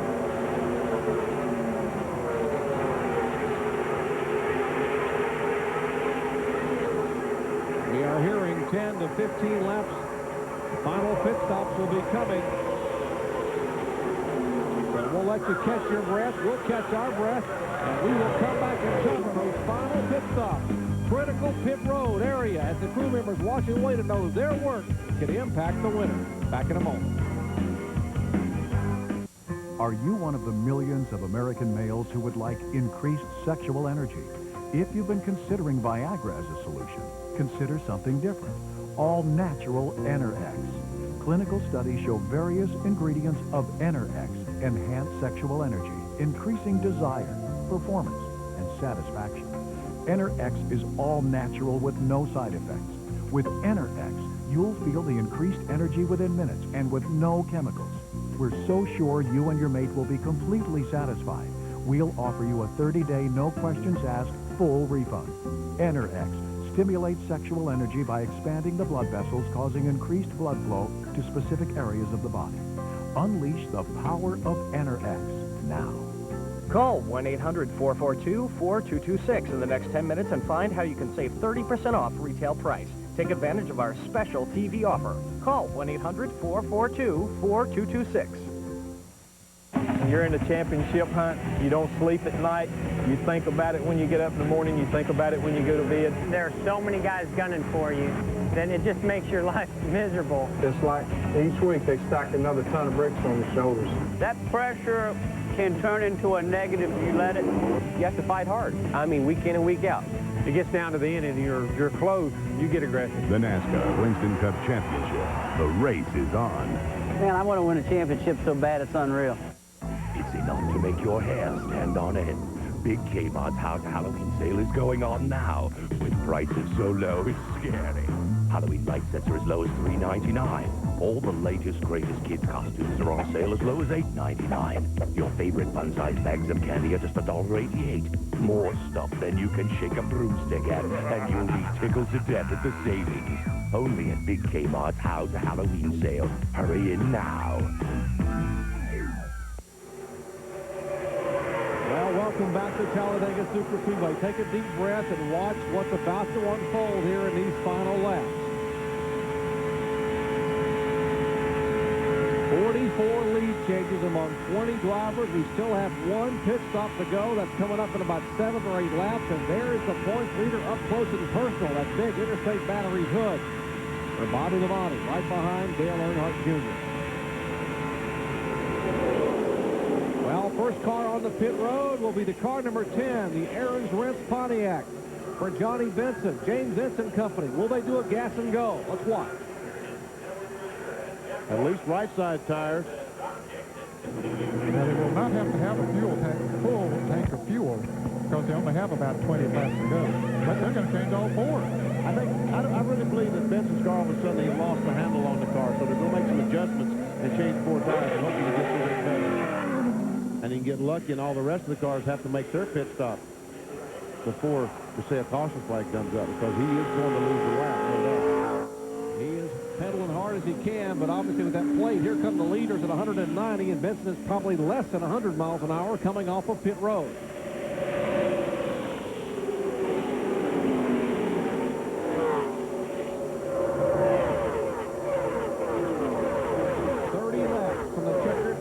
Talladega Super Speedway. Now there's the car number 94. A moment ago, we were talking about Bill Elliott back there. He is the last car, or was the last car on the lead lap, and he's back there with the 88 car for Dale Jarrett. You got to wonder what they're doing. Well, I think they were riding. They saw all that action going on up in front of them, and I think that they said, hey, let's just sit back here and ride in case that big one happens. You know, we'll be in position maybe to get slowed down. The DJ, I think, decided to punch his. And he's coming back up through there with it. He must have changed songs in the CD player. He's just driving to a totally different tune this lap than he was about the last 7 or 8 laps. Now, what about the 10 cars pit stops coming in early, Ray Dunlap? Well, Jerry, Johnny came on the radio, said he had a bad vibration, thought he was getting a right rear tire going down. They are checking them right now, and it appears that all the tires do have air in them. But, hey, if it doesn't feel good out there, probably the best move for the driver to bring it in so it doesn't go in the fence.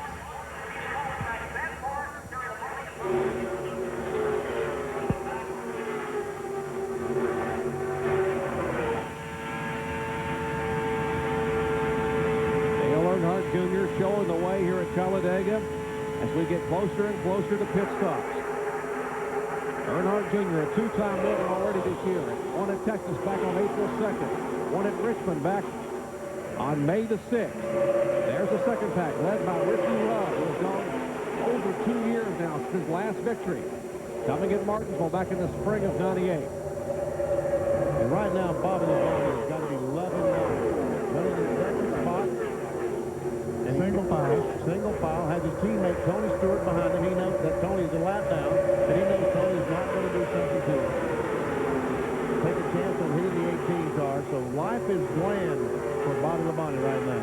Well, the crews are talking about waiting a little bit for pit stops, so we'll take a quick break and come back and cover those final pit stops of the day. Green flag pit stops coming up. Earnhardt Jr., Bobby Labonte, Nadu, Earnhardt.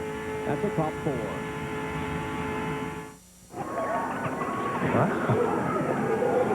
Nice place. Oh, thanks. Used to be a warehouse. Killer office. Yeah, it was actually a warehouse. Cool place! What? Cool place! Oh, it was a warehouse! What? UPS helps companies shed costly warehouse space by streamlining supply chains with new ideas that trim inventory and increase speed to market. UPS, moving at the speed of business. In a race car like mine, the oil tank is right behind the seat. When the oil gets hot, you know about it. In California, the oil temp gauge is pegged at 340 degrees. Normal's around 220. Heat's coming off the oil tank behind the seat, burning your back. Man, you wonder if you're even going to make it to the finish. But Mobil 1 never gave up.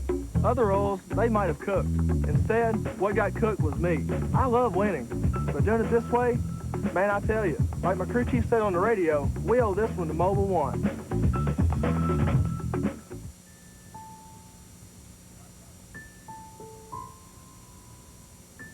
What do you think? Not what you expected?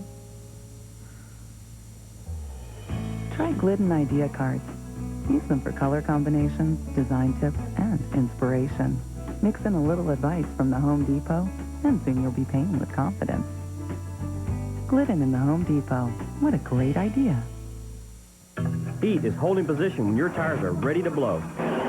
Heat is making it through a 12-car pileup from 13th place. Heat is the last 5 laps of the Daytona 500. If you want the heat of the last 5 laps all the time, if you want the heat of door-to-door, fender-to-fender action, if you want the heat of Daytona, if you want the game designed by the pros, you want NASCAR Heat, the only game that brings the heat home.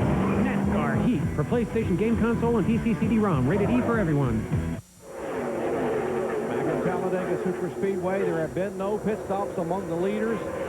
A moment ago, the 99 car on pit road for a stop. He made 2 right-side tire changes because of possibly a tire going down. Now, coming up next, the PGA Las Vegas Invitational. Tom Byram, our leader, but it's a 3-way tie for a second spot. We'll be going out to the Las Vegas Invitational PGA event at the conclusion of our live coverage of NASCAR action from Talladega. During our break, the 99 car of Jeff Burton made, I guess, an unscheduled pit stop, changed right-side tires, and is now back on the racetrack.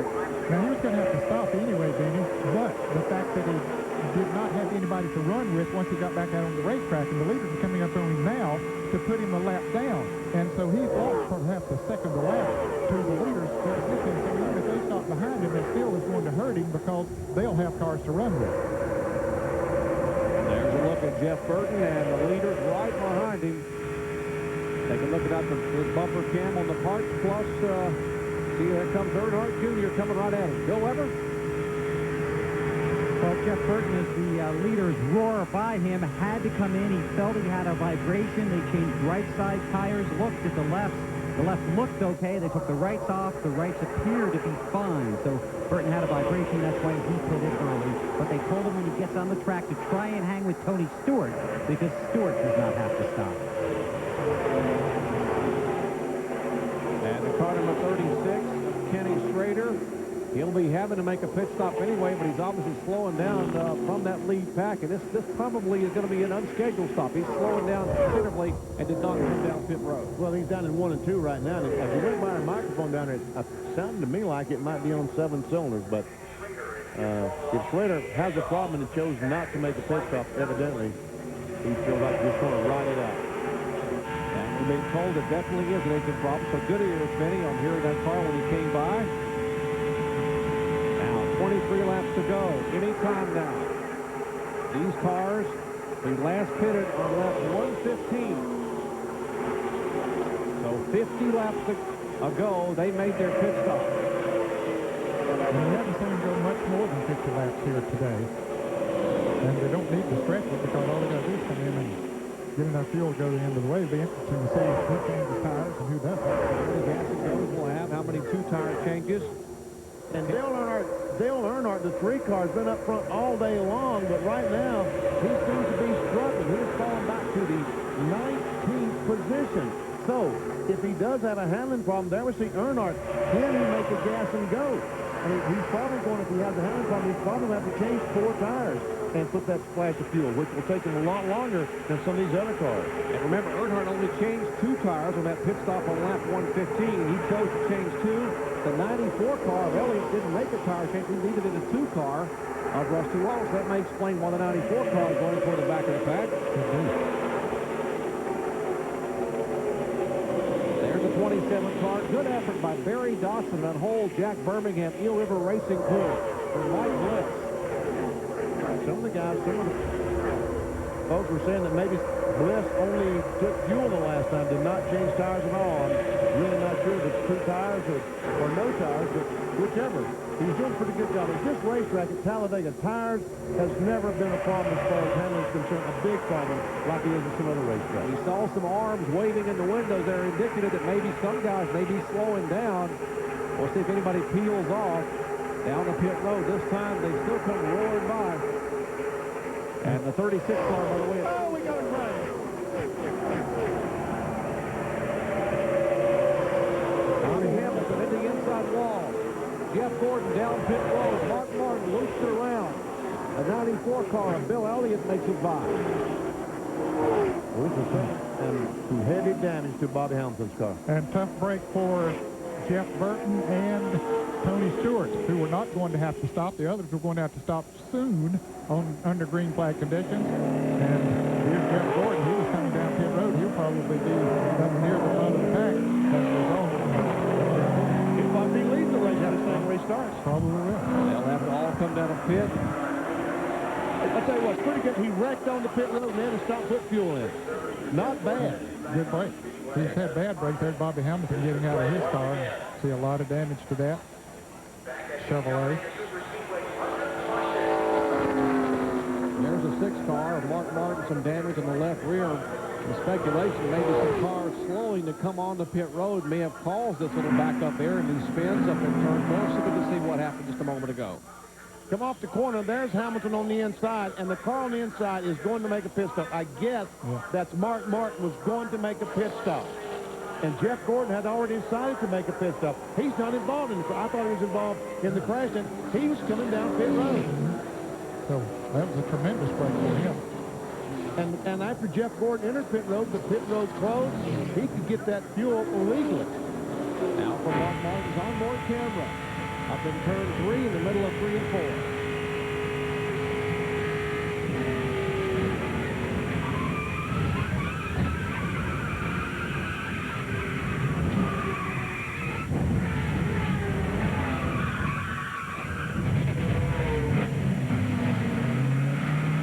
Martin puts it back in gear once again. Well, you can see the closing rate. We see Mark Martin up on the outside, and he goes down between 2 cars. And Hamilton had just such a run. He closed on him so rapidly that when Mark decided to go in the pits, there was nothing that Bobby could do except run the back of it. Mike Bliss and what was that, Bickle, the 60 car, the black car there, Rich Bickle, and the 27 car, I believe, got together, and a little bit squirreliness there. All right, one more angle. We'll take a look from the outside of turn 4 to see the contact there. There's the 27 and the 60 Ned's talking about as they both try to slide by.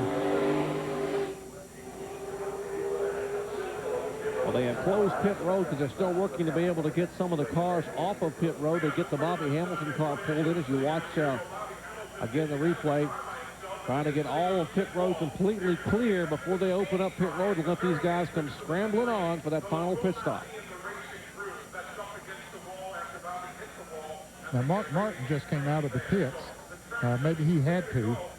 Pit road will be open this time around, but he, with the damage that he has, he felt that he probably needed to come on in and get the work done. And if he did pit while it was closed, then he would have to go to the end of the longest line, I guess, and restart. Talk about rather being lucky than good. Well, Jeff Gordon has been both today. He's been good and lucky.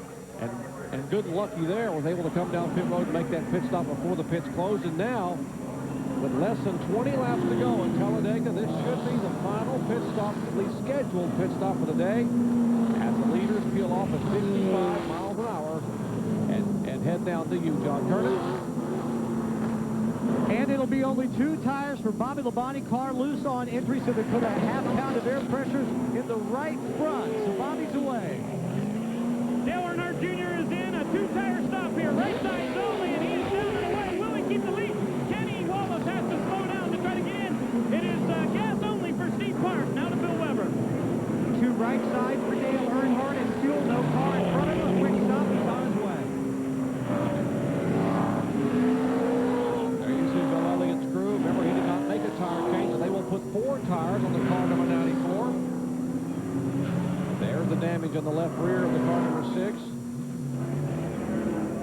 And Elliott finally gets those forward tires changed. He's back on the racetrack following Ted Musgrave, the Bell South car. And they continue to try to straighten out this left rear quarter panel on the Valvoline Ford of Mark Martin. All right, some of the crew there for Jack Roush Racing using the hammer to try to beat some of that sheet metal away. Third caution flag of the day. Back with more live coverage in just a moment. In a race car like mine, the oil tank is right behind the seat. When the oil gets hot, you know about it. In California, the oil temp gauge was pegged at 340 degrees. Normal's around 220. Heat's coming off the oil tank behind the seat, burning your back. Man, you wonder if you're even going to make it to the finish. But Mobil 1 never gave up. Other oils, they might have cooked. Instead, what got cooked was me. I love winning, but doing it this way, man, I tell you, like my crew chief said on the radio, we owe this one to Mobil 1. Well, folks, everything will be decided today. If you want to win in today's world, you can't afford to go it alone. It takes teamwork and training to win, just like the winning team that builds quality cars and trucks on the assembly line. UAWGM, assembly line to finish line, teamwork wins. Sometimes you want them to be perfectly pressed. But for the other 95% of their lives, there's new Downy Wrinkle Releaser. Just spray it on, tug on the fabric, and smooth out the wrinkles for all their school clothes. T-shirts, jeans, sweaters, whatever. Just spray, tug, and smooth. It's the casual press for casual dress. New Downy Wrinkle Releaser.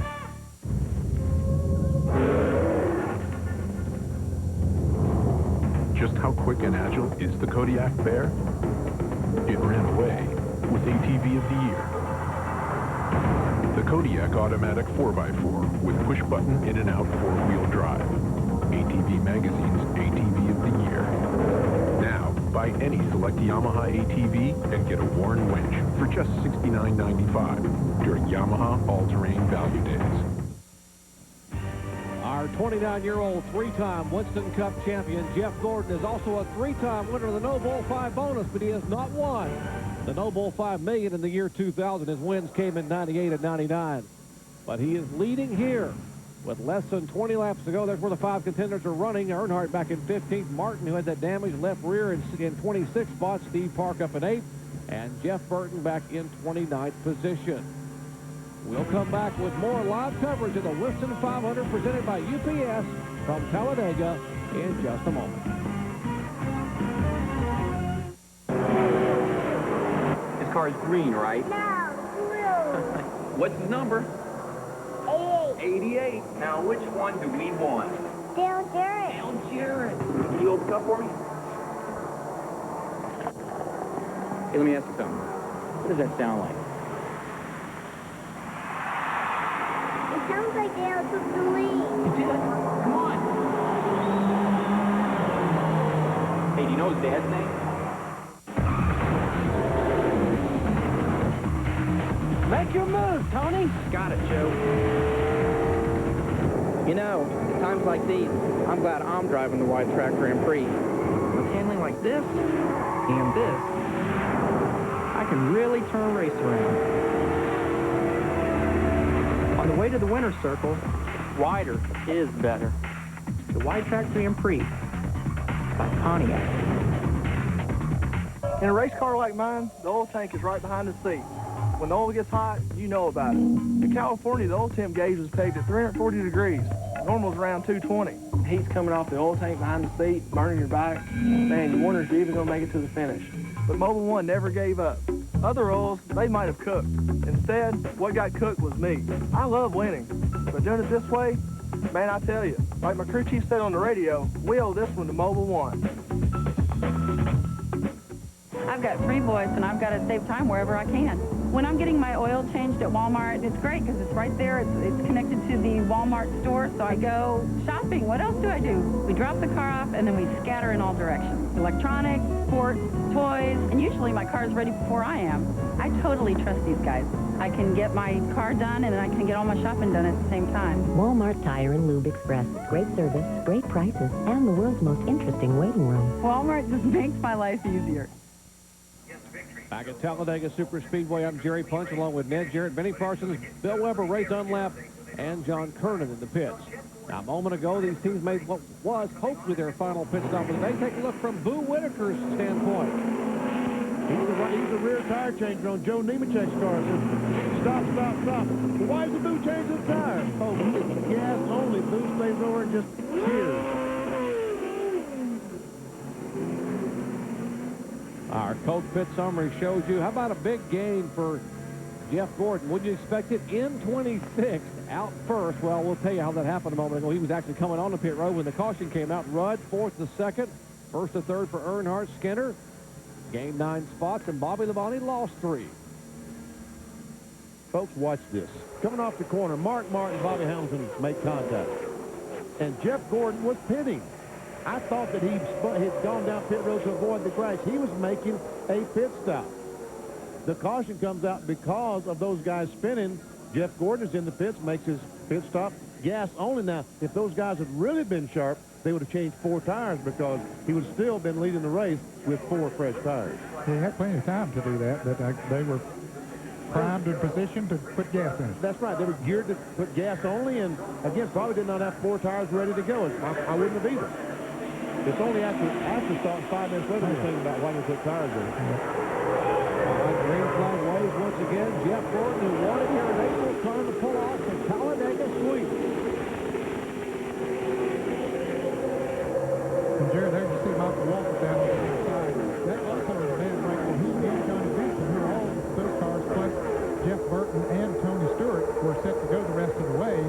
And others will not stop under green for this incident, so that put them a lap down to get them back, and so that really hurt them.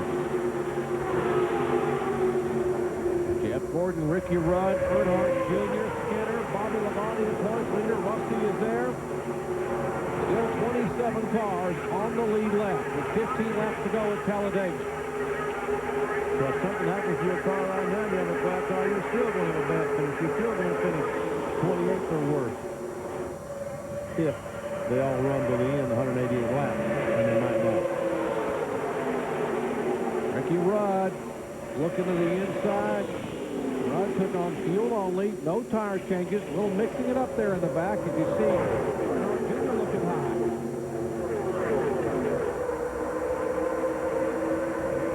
Well, we're going to see who's been riding and who's been racing. Tony Stewart got around the inside of Ricky Rudd. Ricky didn't need that, but it helped. Bobby Labonte and Jeff Gordon almost get together, and now Gordon was the leader as they cross the line. He's in the middle, going back to about 10th spot, and cars going every place on the outside, inside of him. Now, Dale Jr. is in the lead. Dale Earnhardt Jr. we mentioned he has 2 wins, but he has not had a top 10 finish at Dover back on June 4th. He has struggled the past 2.5 months in Winston Cup competition.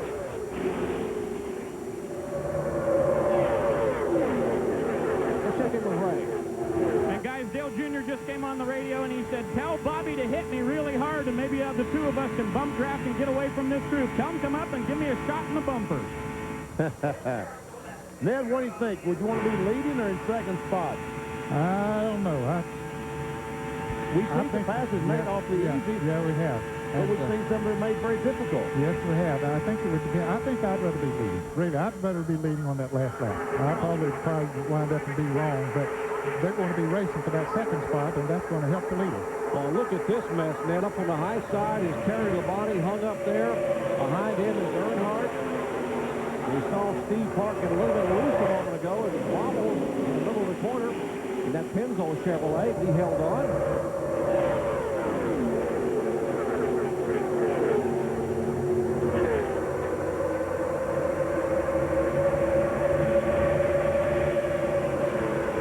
Now we have 46 lead changes among 20 drivers, tying the most lead changes here in the year 2000. Last week's race at Lowe's Motor Speedway, they had 46 lead changes among 13 drivers, and Bobby Labonte won that one. on second starting spot, and right now Bobby is running second. I think he likes his position there, as Vinny said earlier, for a number of reasons. Oh, and Gordon goes down on the apron of the racetrack to pass Matt Kenseth, or I should say, to attempt to pass Matt Kenseth. He has not been able to pull it off yet. Put a blade on that DuPont Chevrolet. He can mow the grass next time by. He's down right near the grass on the apron of the racetrack. Nemechek trying to figure out how to get by the 21 car of Elliott Sadler. He goes down the middle with help from Mike Bliss. And that just might work. It looks like it's going to.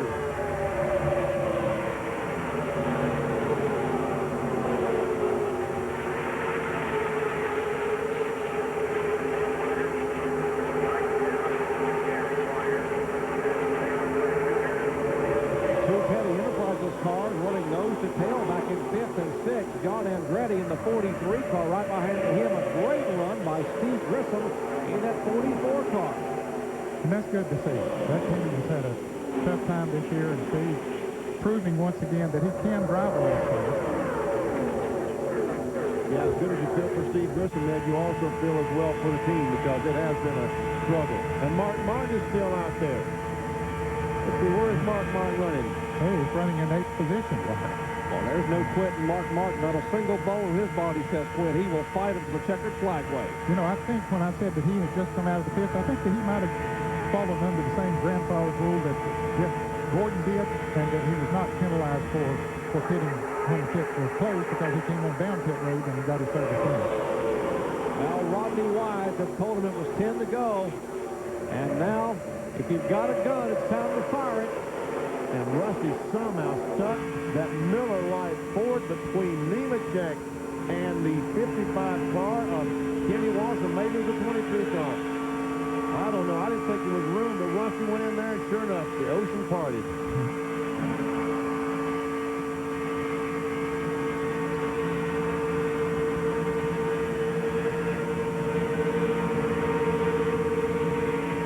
He's touching that, got his foot riding on the brake just in case.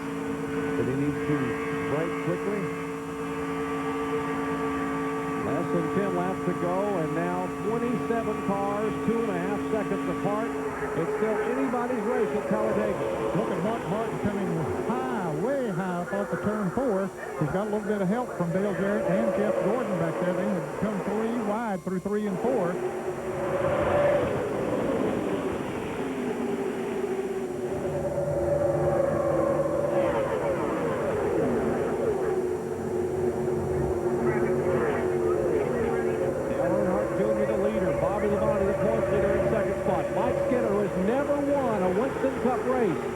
Back in 3rd position. Look at that high side. There's Jeff Gordon up there. It looks like Gordon is getting shuffled to the rear. And that's what Dale Jr. was talking about. On the straightaways, run up and hit me hard. Get this thing going. It's going faster around this racetrack. Last time by, they ran a little over 188 miles per hour. That's quicker than we saw last back in the Miller race, around 185. Much quicker. As you look down from above on our Tim's All-Copper camp, we told you the top of the show. They want the headlines tomorrow to read at Talladega. Grown men use slingshots to bring the fans to their feet. And that's what we're probably going to see here in the next 7 laps.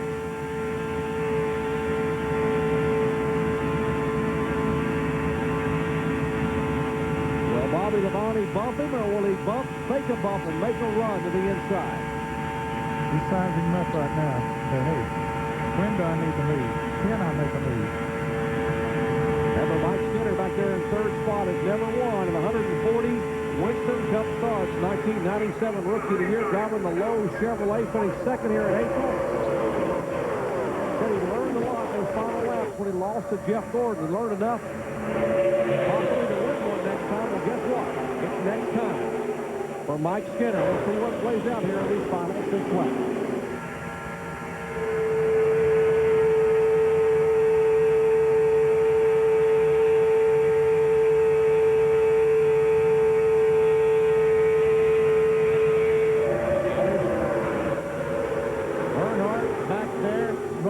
About 15th spot, he was 4 wide going through 1 and 2 just a moment ago. Guess what? Look, he's still 4 wide. Nadu on the outside. Rich Bickle on the inside. It'll be 5 to go. This time by one handful waved by Rodney Wise from the flag stand. 5 laps away from the checkered flag and a 30-second run to the Winston 500.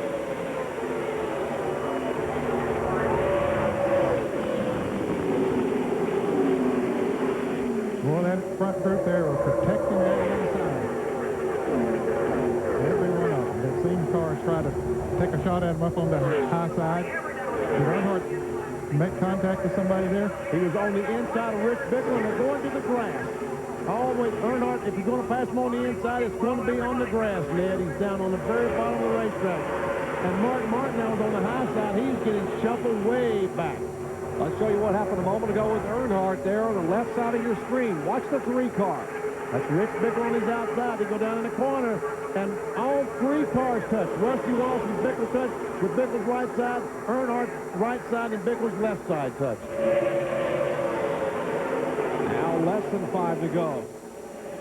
Look at this pack of cars. Here comes Skinner on the outside. He faked the move to the inside. Will he have a drafting partner? He is now dead even. Door to door with Bobby Labonte. He's got John Andretti up there and other cars that have fallen on that outside line there now. That inside has not been protected the way it was. I told you the last time we had this many different leaders, we saw a first-time winner. Whoa! He is on the grass. He really was on the grass, folks.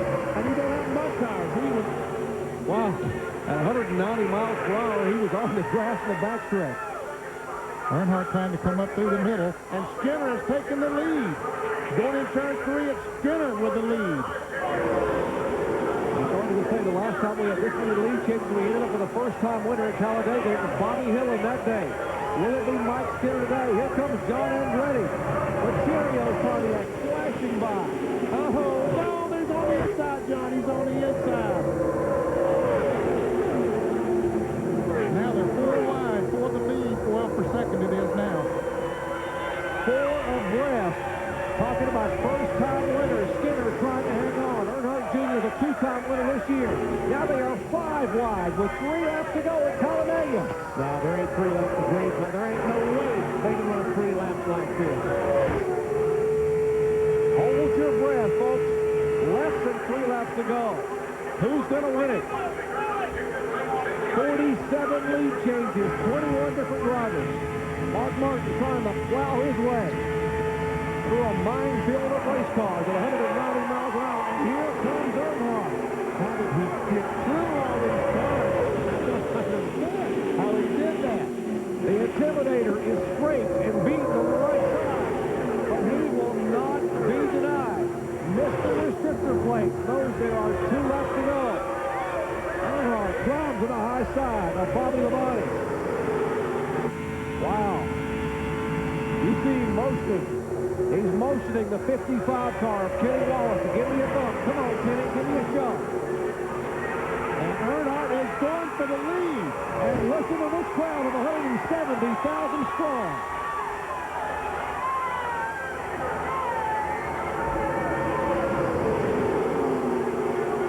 Richard Childress, both these cars running round 2 as he comes for the white flag. Oh, Earnhardt loose. They're shooting it out on the inside, but he's getting it back in. He's on the apron of the racetrack, Ned. He saves the race car up almost against Bobby Labonte. Dale Earnhardt Sr. has come from 17th spot in 4 laps to lead it on the final lap. And Kenny Wallace is in 2nd spot, followed by his teammate, Joe Nemechek. Nemechek was the pole sitter. And Kenny Wallace has likewise never won a Winston Cup race. 3 Chevrolets on the final lap at Talladega. $2.7 million and $1 million bonus for Dale Earnhardt if he can hang on. The no ball 5 contender, Mr. Restrictor plate. Dale Earnhardt comes down and will take his 10th career victory at Talladega in the Winston 500. The Craig has a team across the start-finish line. And cars slipping and sliding everywhere across the racetrack as the checkered flag waves. The 22 was involved. Ward Burton was involved. The 9 car was sliding. The 44 of Steve Grissom was sliding. A.C. Compton was involved. And there, that big fist out the window, Earnhardt pulls up and says, "Thank you, Kenny Wallace." Because Kenny was right on his bumper and gave him the shove, and the shove actually was right by Earnhardt's teammate, Mike Skinner. Let's go down to the Earnhardt pit and hear from his car owner, Richard Childress. Guys, you will not believe it. Richard Childress walked over and gave Danny Lawrence a big old kiss. Is that the most unbelievable race you've ever seen? Unbelievable, but it was Kevin Hamlin. His back's hurting so bad you can't touch him. Hey, the race fans today got the race they deserve. This is for the race fans. Good ranch, everybody. Talladega has been Dale Earnhardt's track, but that may be the most impressive run I've ever seen. That was wild. You know, we never gave up. He wanted some tires to tighten them up. It was just wonderful. Hey, I got to thank this whole race team. Mike Skinner done a super job today in the Lowe's car. You know, he's going to win his race. Absolutely. What an unbelievable finish, guys. Well, the most lead changes in over a decade, the most leaders in 14 years. And if you're a NASCAR fan, you love this one. If you weren't a NASCAR fan, you became one today. Like 170,000 strong stood and cheered. They got to be exhausted. Many of them haven't sat down all day long. Let's take a look at what happened here in the final seconds of this one at Talladega. Well, they go across the line, and somewhere back here on that 5 abreast is just going to catch up with them. We see Rich Bickle go sideways, the 22 car. I think I see the 1 car of Steve Park going around. And then all the cars get obscured in the smoke, and I can't tell who's what. Ward Burton is definitely in it. He's driven his car back to the garage. Here's Ward, you come down to the line.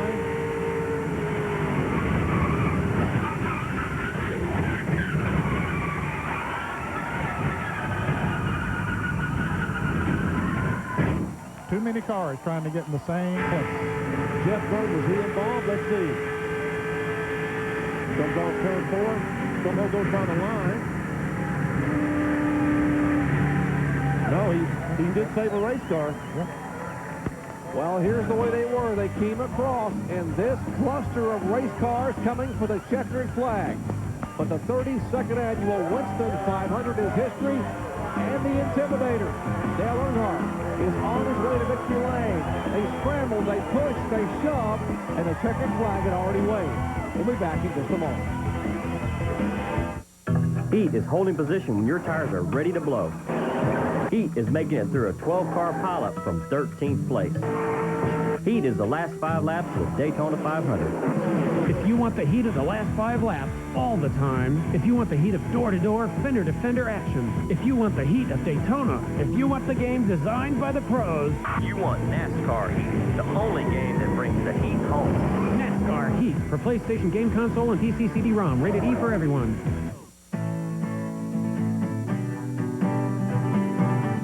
You started saving for your kids' college education before they were born. Your wife still thinks of you as her knight in shining armor. And the neighbors know your door is always open. So it comes as no surprise that your auto parts are AC Delco. When the right way is the only way. AC Delco Automotive Parts. Today, a 49-year-old, 7-time Winston Cup champion would not be denied. He had come 7 times to the no-ball table, but had never won the $1 million bonus. But today, he will win the $1 million bonus, the lion's share of a record $2.7 million purse.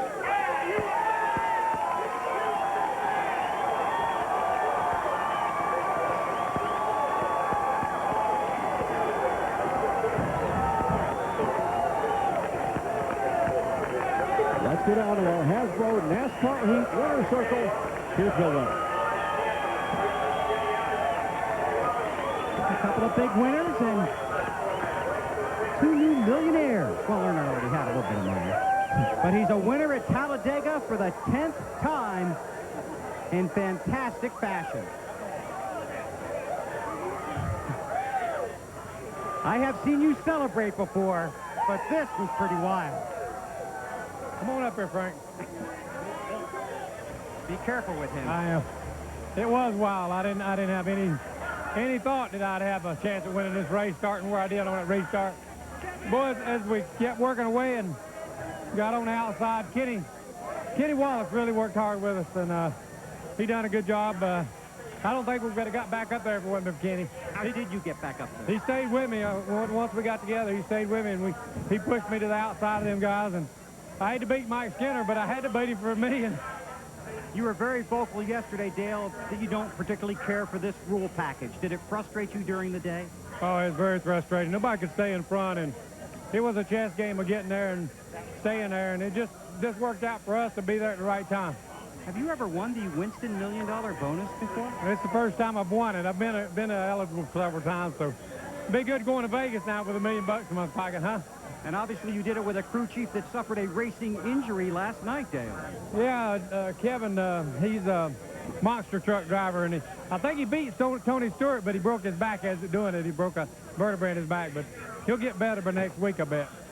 Well, congratulations on your win, $1 million, and again, eligible for the $1 million at Las Vegas. Well, I appreciate it, and all the Goodwrench folks that stand behind us, we appreciate all their support. Grandkids back home, Kelly, my daughter, and Carrie, my son, and all the kids. See you when we go home. At the beginning of this race, we told you he asked Kevin Hamlin if he won. Kevin said, I did, and so did Earnhardt. And he gets a big hug and kiss from Teresa. And how about Richard Sturz, 45 years of age from Mount Savage, Maryland? He won $1 million also because he was paired with Dale Earnhardt. 7-time Winston Cup champion Dale Earnhardt gets his 10th career victory at Talladega Superspeedway. What an effort in those final laps as he was able to sweep by and take the win. Back with more from Talladega in a moment. A couple of big winners and... Feel the power of a business opportunity that could change your life forever. Get into a wholesale distribution business of your own with no direct selling on your part. Feel the power of becoming a wholesale distributor for Worldwide Phone Card Corporation. Work part-time or full-time. Get the power. Worldwide Phone Card Corporation has a patent-pending invention you and only you can monopolize on this unbeatable business opportunity. Get the power. Be in an easy, all-cash business. Be in your own business with the support of Worldwide Phone Card Corporation. Call 1-800-293-7949. Take the power. This is a fun, exciting, and very lucrative business. Availability in your area may be limited. Call 1-800-293-7949. Be the power. Call 1-800-293-7949 for a free brochure. Tomorrow on ESPN Classic, the game that brought baseball back and the man who made it happen. Starting at 8, Carlton Fisk, his life and career on Sports Century. At 9, Classic Day in History, Game 6 of the 75 World Series and the Fisk home run that made history. Sports Century at 8, Classic Day in History at 9, plus a special in-depth look at the game at 11. Tomorrow, only on ESPN Classic, sponsored by South and Blue. To get ESPN Classic, call 1-800-CLASSIC today. Hey, we gotta talk. That stuff only protects my vital parts for about 30,000 miles. And then what happens? You gotta change it. Make it easy on yourself. Give me Haviland Extended Life Antifreeze. It protects my sensitive parts for 5 years or 150,000 miles. That's 5 times longer than most of those conventional coolants. Now, let's talk oil. Hey! Haviland Extended Life Antifreeze. Add more life to your car. Back in Talladega, Alabama. Now we can take a deep breath and take a look at the unofficial results today. There were 26 cars finished on the lead lap. Dale Earnhardt's the winner. Kenny Wallace equals his best ever career finish. Joe Nemechek third. Jeff Gordon and Terry Labonte rounding out the top 5. Look at Dale Earnhardt Jr. led there just a couple laps ago, finishes 14th. And there you see the 26 cars that did finish in the lead lap. And those 4, 27 through 30th, 1 lap down. Steve Grissom had a great run going in the Hot Wheels Pontiac, involved in that bumping incident as they crossed came to the checkered flag, and that cost him a few spots. Look at Rick Mast and the Conseco Pontiac finishing a lap down in 31st. As the celebration is ongoing in Victory Lane, the Winston Noble $5 million bills flying around. Now, what about the point standings with 4 races to go? Earnhardt moves up a spot in front of Jeff Burton, 210 points back of Bobby Labonte. Burton falls back to 3rd. Dale Jarrett is 4th. And Ricky Rudd now moves into 5th spot. And the guy who finished second, equaling his best ever career finish, is standing by with John Turner. And Kenny Wallace talking things over with his teammate Joe Nemechek. And Kenny, that close to that first win. Those 4 tires that you took in the last stop really made a difference, huh? Well, how about this? You know, one second, third finish for me and Joe, but, you know, I mean, it was just a deal where it was vintage. You know, here I am trying to win the race, and I think I'm trying to get underneath Earnhardt through the, you know, the tunnel turn, or not tunnel turn, the short shoot here, and he comes down in front of me, and I'm thinking, my God, I have no choice but now to help this guy win and then settle it when we get by there. And I knew better than to hit him going through the trial over here and get him sideways, so I just couldn't believe how much Joe was helping me, and I was just ramming the heck out of Earnhardt. But we was hitting him square, and, hey, me and Nemechek won Earnhardt that race. I think he owes us half of that no bull money. But he was thanking us at the end there. What do you think about that, Joe? I think we need to get half of that money, too. You know, that's, we helped push him by. But, no, I was helping Kenny there at the end. You know, it's just a good weekend for the whole Andy Petrie racing team. You know, our Oakwood Home Chevy sitting on the pole, finishing third. Kenny finishing second. It's just a good day. I was trying to figure out how to push Kenny by Earnhardt, but he was trying to break the draft, and there was not, if we could add another couple laps, there might have been something, but then the rest of the pack would have been back. So I'm just glad this race is over. Yeah, everybody. Congratulations, guys, back upstairs. All right, these two guys, teammates finishing second and third. Great day for Andy Petrie Racing, Jerry Vest engines, and that whole crew. And the celebration was ongoing. Look at all the dollar bills on the ground there. Dollar bills everywhere on the ground in Victory Lane. And how about sheet metal on the racetrack? As a checker flag waved, he had cars slipping and sliding. There comes Steve Grissom, the car number 1 of Steve Park, and others. Back with more from Talladega in a moment. Nice-looking jacket. Special edition. Leather. Name your price, man. Your hat. Some people will give anything, Hey, Jack, to own the special edition NASCAR 2000 jacket.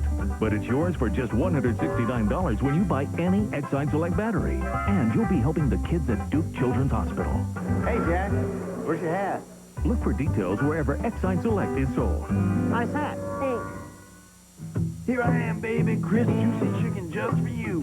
I'm KFC's Twister, and I'm new. Oh, now here I come, baby, with wedges and drink just $2.99. Straight from KFC to you. Now, how good is that? Doing more, performing at my best, uses up nutrients. New Centrum Performance helps replace them with more key B vitamins plus ginseng and ginkgo. It helps energize my mind and body. Life's demanding, but I thrive on it. Centrum Performance. Life demands it. Hey, we gotta talk. That stuff only protects my vital parts for about 30,000 miles. And then what happens? You gotta change it. Make it easy on yourself. Give me Haviland Extended Life Antifreeze. It protects my sensitive parts for 5 years or 150,000 miles. That's 5 times longer than most of those conventional coolants. Now, let's talk oil. Hey! Haviland Extended Life Antifreeze. Add more life to your car. You are absolutely gorgeous. Yes, you are. Oops. He's not going to like that. Perfect. Now tell me this isn't the finest crop you've ever seen.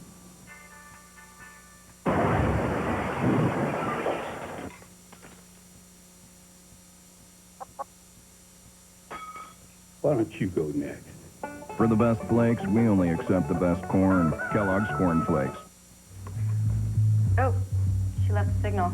Looks like they're at it again. Miller Lite, you should just get a room. Do you hear that? Oh, she's gonna be sore after this one. Hey, how are you? Hey, how's yoga? Great. Getting together after class. Grab a Miller Lite. It's Miller time. Yeah, I think I pulled something. Well, the Winston 500 is history. Take a look at a couple of millionaires there in Victory Lane. Right of your screen, Earnhardt, and to his immediate right, Richard Sturtz out of Mount Savage, Maryland. Let's check in down in the garage area with Ray. Well, one Earnhardt stands in Victory Lane with $1 million, but another one's pretty happy because you had an awesome race car today. Yeah, we did. It's been a while since we had a car as good as that. We got to lead some laps. I don't know if it just because everybody else didn't want to, but we was up front for a while and trying to think about how we you know, going to run him last 2 or 3 laps, and Mike Skinner got up there and mixed it up with us, and I tried to get him on the apron. It was now or never, and it was my decision. We probably could have finished in the top 5 or 6 if I'd have just kind of rode behind him, but I wanted to win. And we come home 14th, we still happy. Would you rather have not been the leader there with 2 to go? No, I was happy with leading the race, you know, getting some laps and looking good. I mean, that's what it's all about, no matter where you finish. Hey, and there's a big group of press around here, and that's good news for Dale Jr. As I said, he had not had a top 10 finish since the beginning of June 4th at Dover, Delaware. Pretty miserable June, July, and August, but what a run he had today. But that won't be the discussion in the Earnhardt house. So it'll be this one, another $1 million winner. Back in a moment. Some people are easily amused. But for people who demand the best in movie entertainment, the Total Choice HBO Stars Showtime Value Package offers over 100 general entertainment channels, plus 32 premium movie channels for an ever-changing selection of exciting, memorable films available to you 24 hours a day. Riveting. Engaging. The Total Choice HBO Stars Showtime Value Package is a great catch. So pounce on it today. Introducing, only on pay-per-view, for the first time ever, the WWF Fanatic Series. This month, it's the People's Pay-Per-View, packed with The Rock's most amazing matches and catchphrases. Listen, because they are chanting The Rock's name. The Rock, the People's Champ, gives you an insider's look at The Rock's world in this exclusive pay-per-view edition. The WWF Fanatic Series, a brand new monthly series bringing you WWF World Television premieres. The Rock, the People's Champ, is on direct ticket this month, only on pay-per-view. 2 of the NFL's top receivers will be on display when Randy Moss and the Vikings tangle with Marcus Robinson and the Bears. It's the Vikings versus the Bears at 8:30 on ESPN Sunday Night Football. It's football after dark. Hey, what's up, Tony? Hey, Stu. How you doing? Is there a lot of security around here? Yeah, I mean, what do you mean? Well, you know, security guard. Hey, we gotta talk. That stuff only protects my vital parts for about 30,000 miles. And then what happens? You gotta change it. Make it easy on yourself. Give me Haviland Extended Life Antifreeze. It protects my sensitive parts for 5 years or 150,000 miles. That's 5 times longer than most of those conventional coolants. Now, let's talk oil. Hey! Haviland Extended Life Antifreeze. Add more life to your car. Our ESPN coverage of exciting NASCAR action from Talladega, Alabama has been brought to you by Conseco, by Haviland Motor Oil. Add more life to your car. And by Kmart Route 66 Jeans and Clothes. It's not Main Street, only at Kmart. Let's go down to John Kernan. And I'm with the points leader, Bobby Labonte. Bobby, for a while there, it looked like you might pull off the victory, but at least you got out of here okay, still with a 210-point lead. Well, that was our goal for the day, finish this thing, and never know what happens. And, you know, the guys did a good job in the pits, good job working on it before we got here. We changed motors this morning because we thought we had something a little bit better with the new plate rule, and, you know, we just rode around there and you know, just watched things, see who was the fastest car. It looked like the A car was the fastest, and I had my eyes set on his back bumper. I thought that'd be the place to be, and he made a move on Skinner. I guess it was, there was 1 to go. He thought it was the last lap, and that caused a big wreck, and the outside line got us. So we slipped back to 12th, but there's a lot worse things in the world, a lot worse things in this life than finishing 12th today. As far as the championship goes, 4 races remaining. Are you starting to feel comfortable and in command? No, never do. I don't think so. I never have yet, I put it that way. I haven't been in this position a whole lot, so. But we do have some races left to go, and you know, we're excited about all of them. We like our chances at every race that we go to, and especially after we got out of here. All right, a 12th place finish for Bobby Labonte, still leading the points by 210, Jerry. And you take a look, there were 6 different positions that changed among the top 10 today, with 4 events remaining. And we'll have the Winston Cup Series season finale coming your way from Atlanta Motor Speedway, the Napa 500, on November 19th. Back to wrap it up in a moment.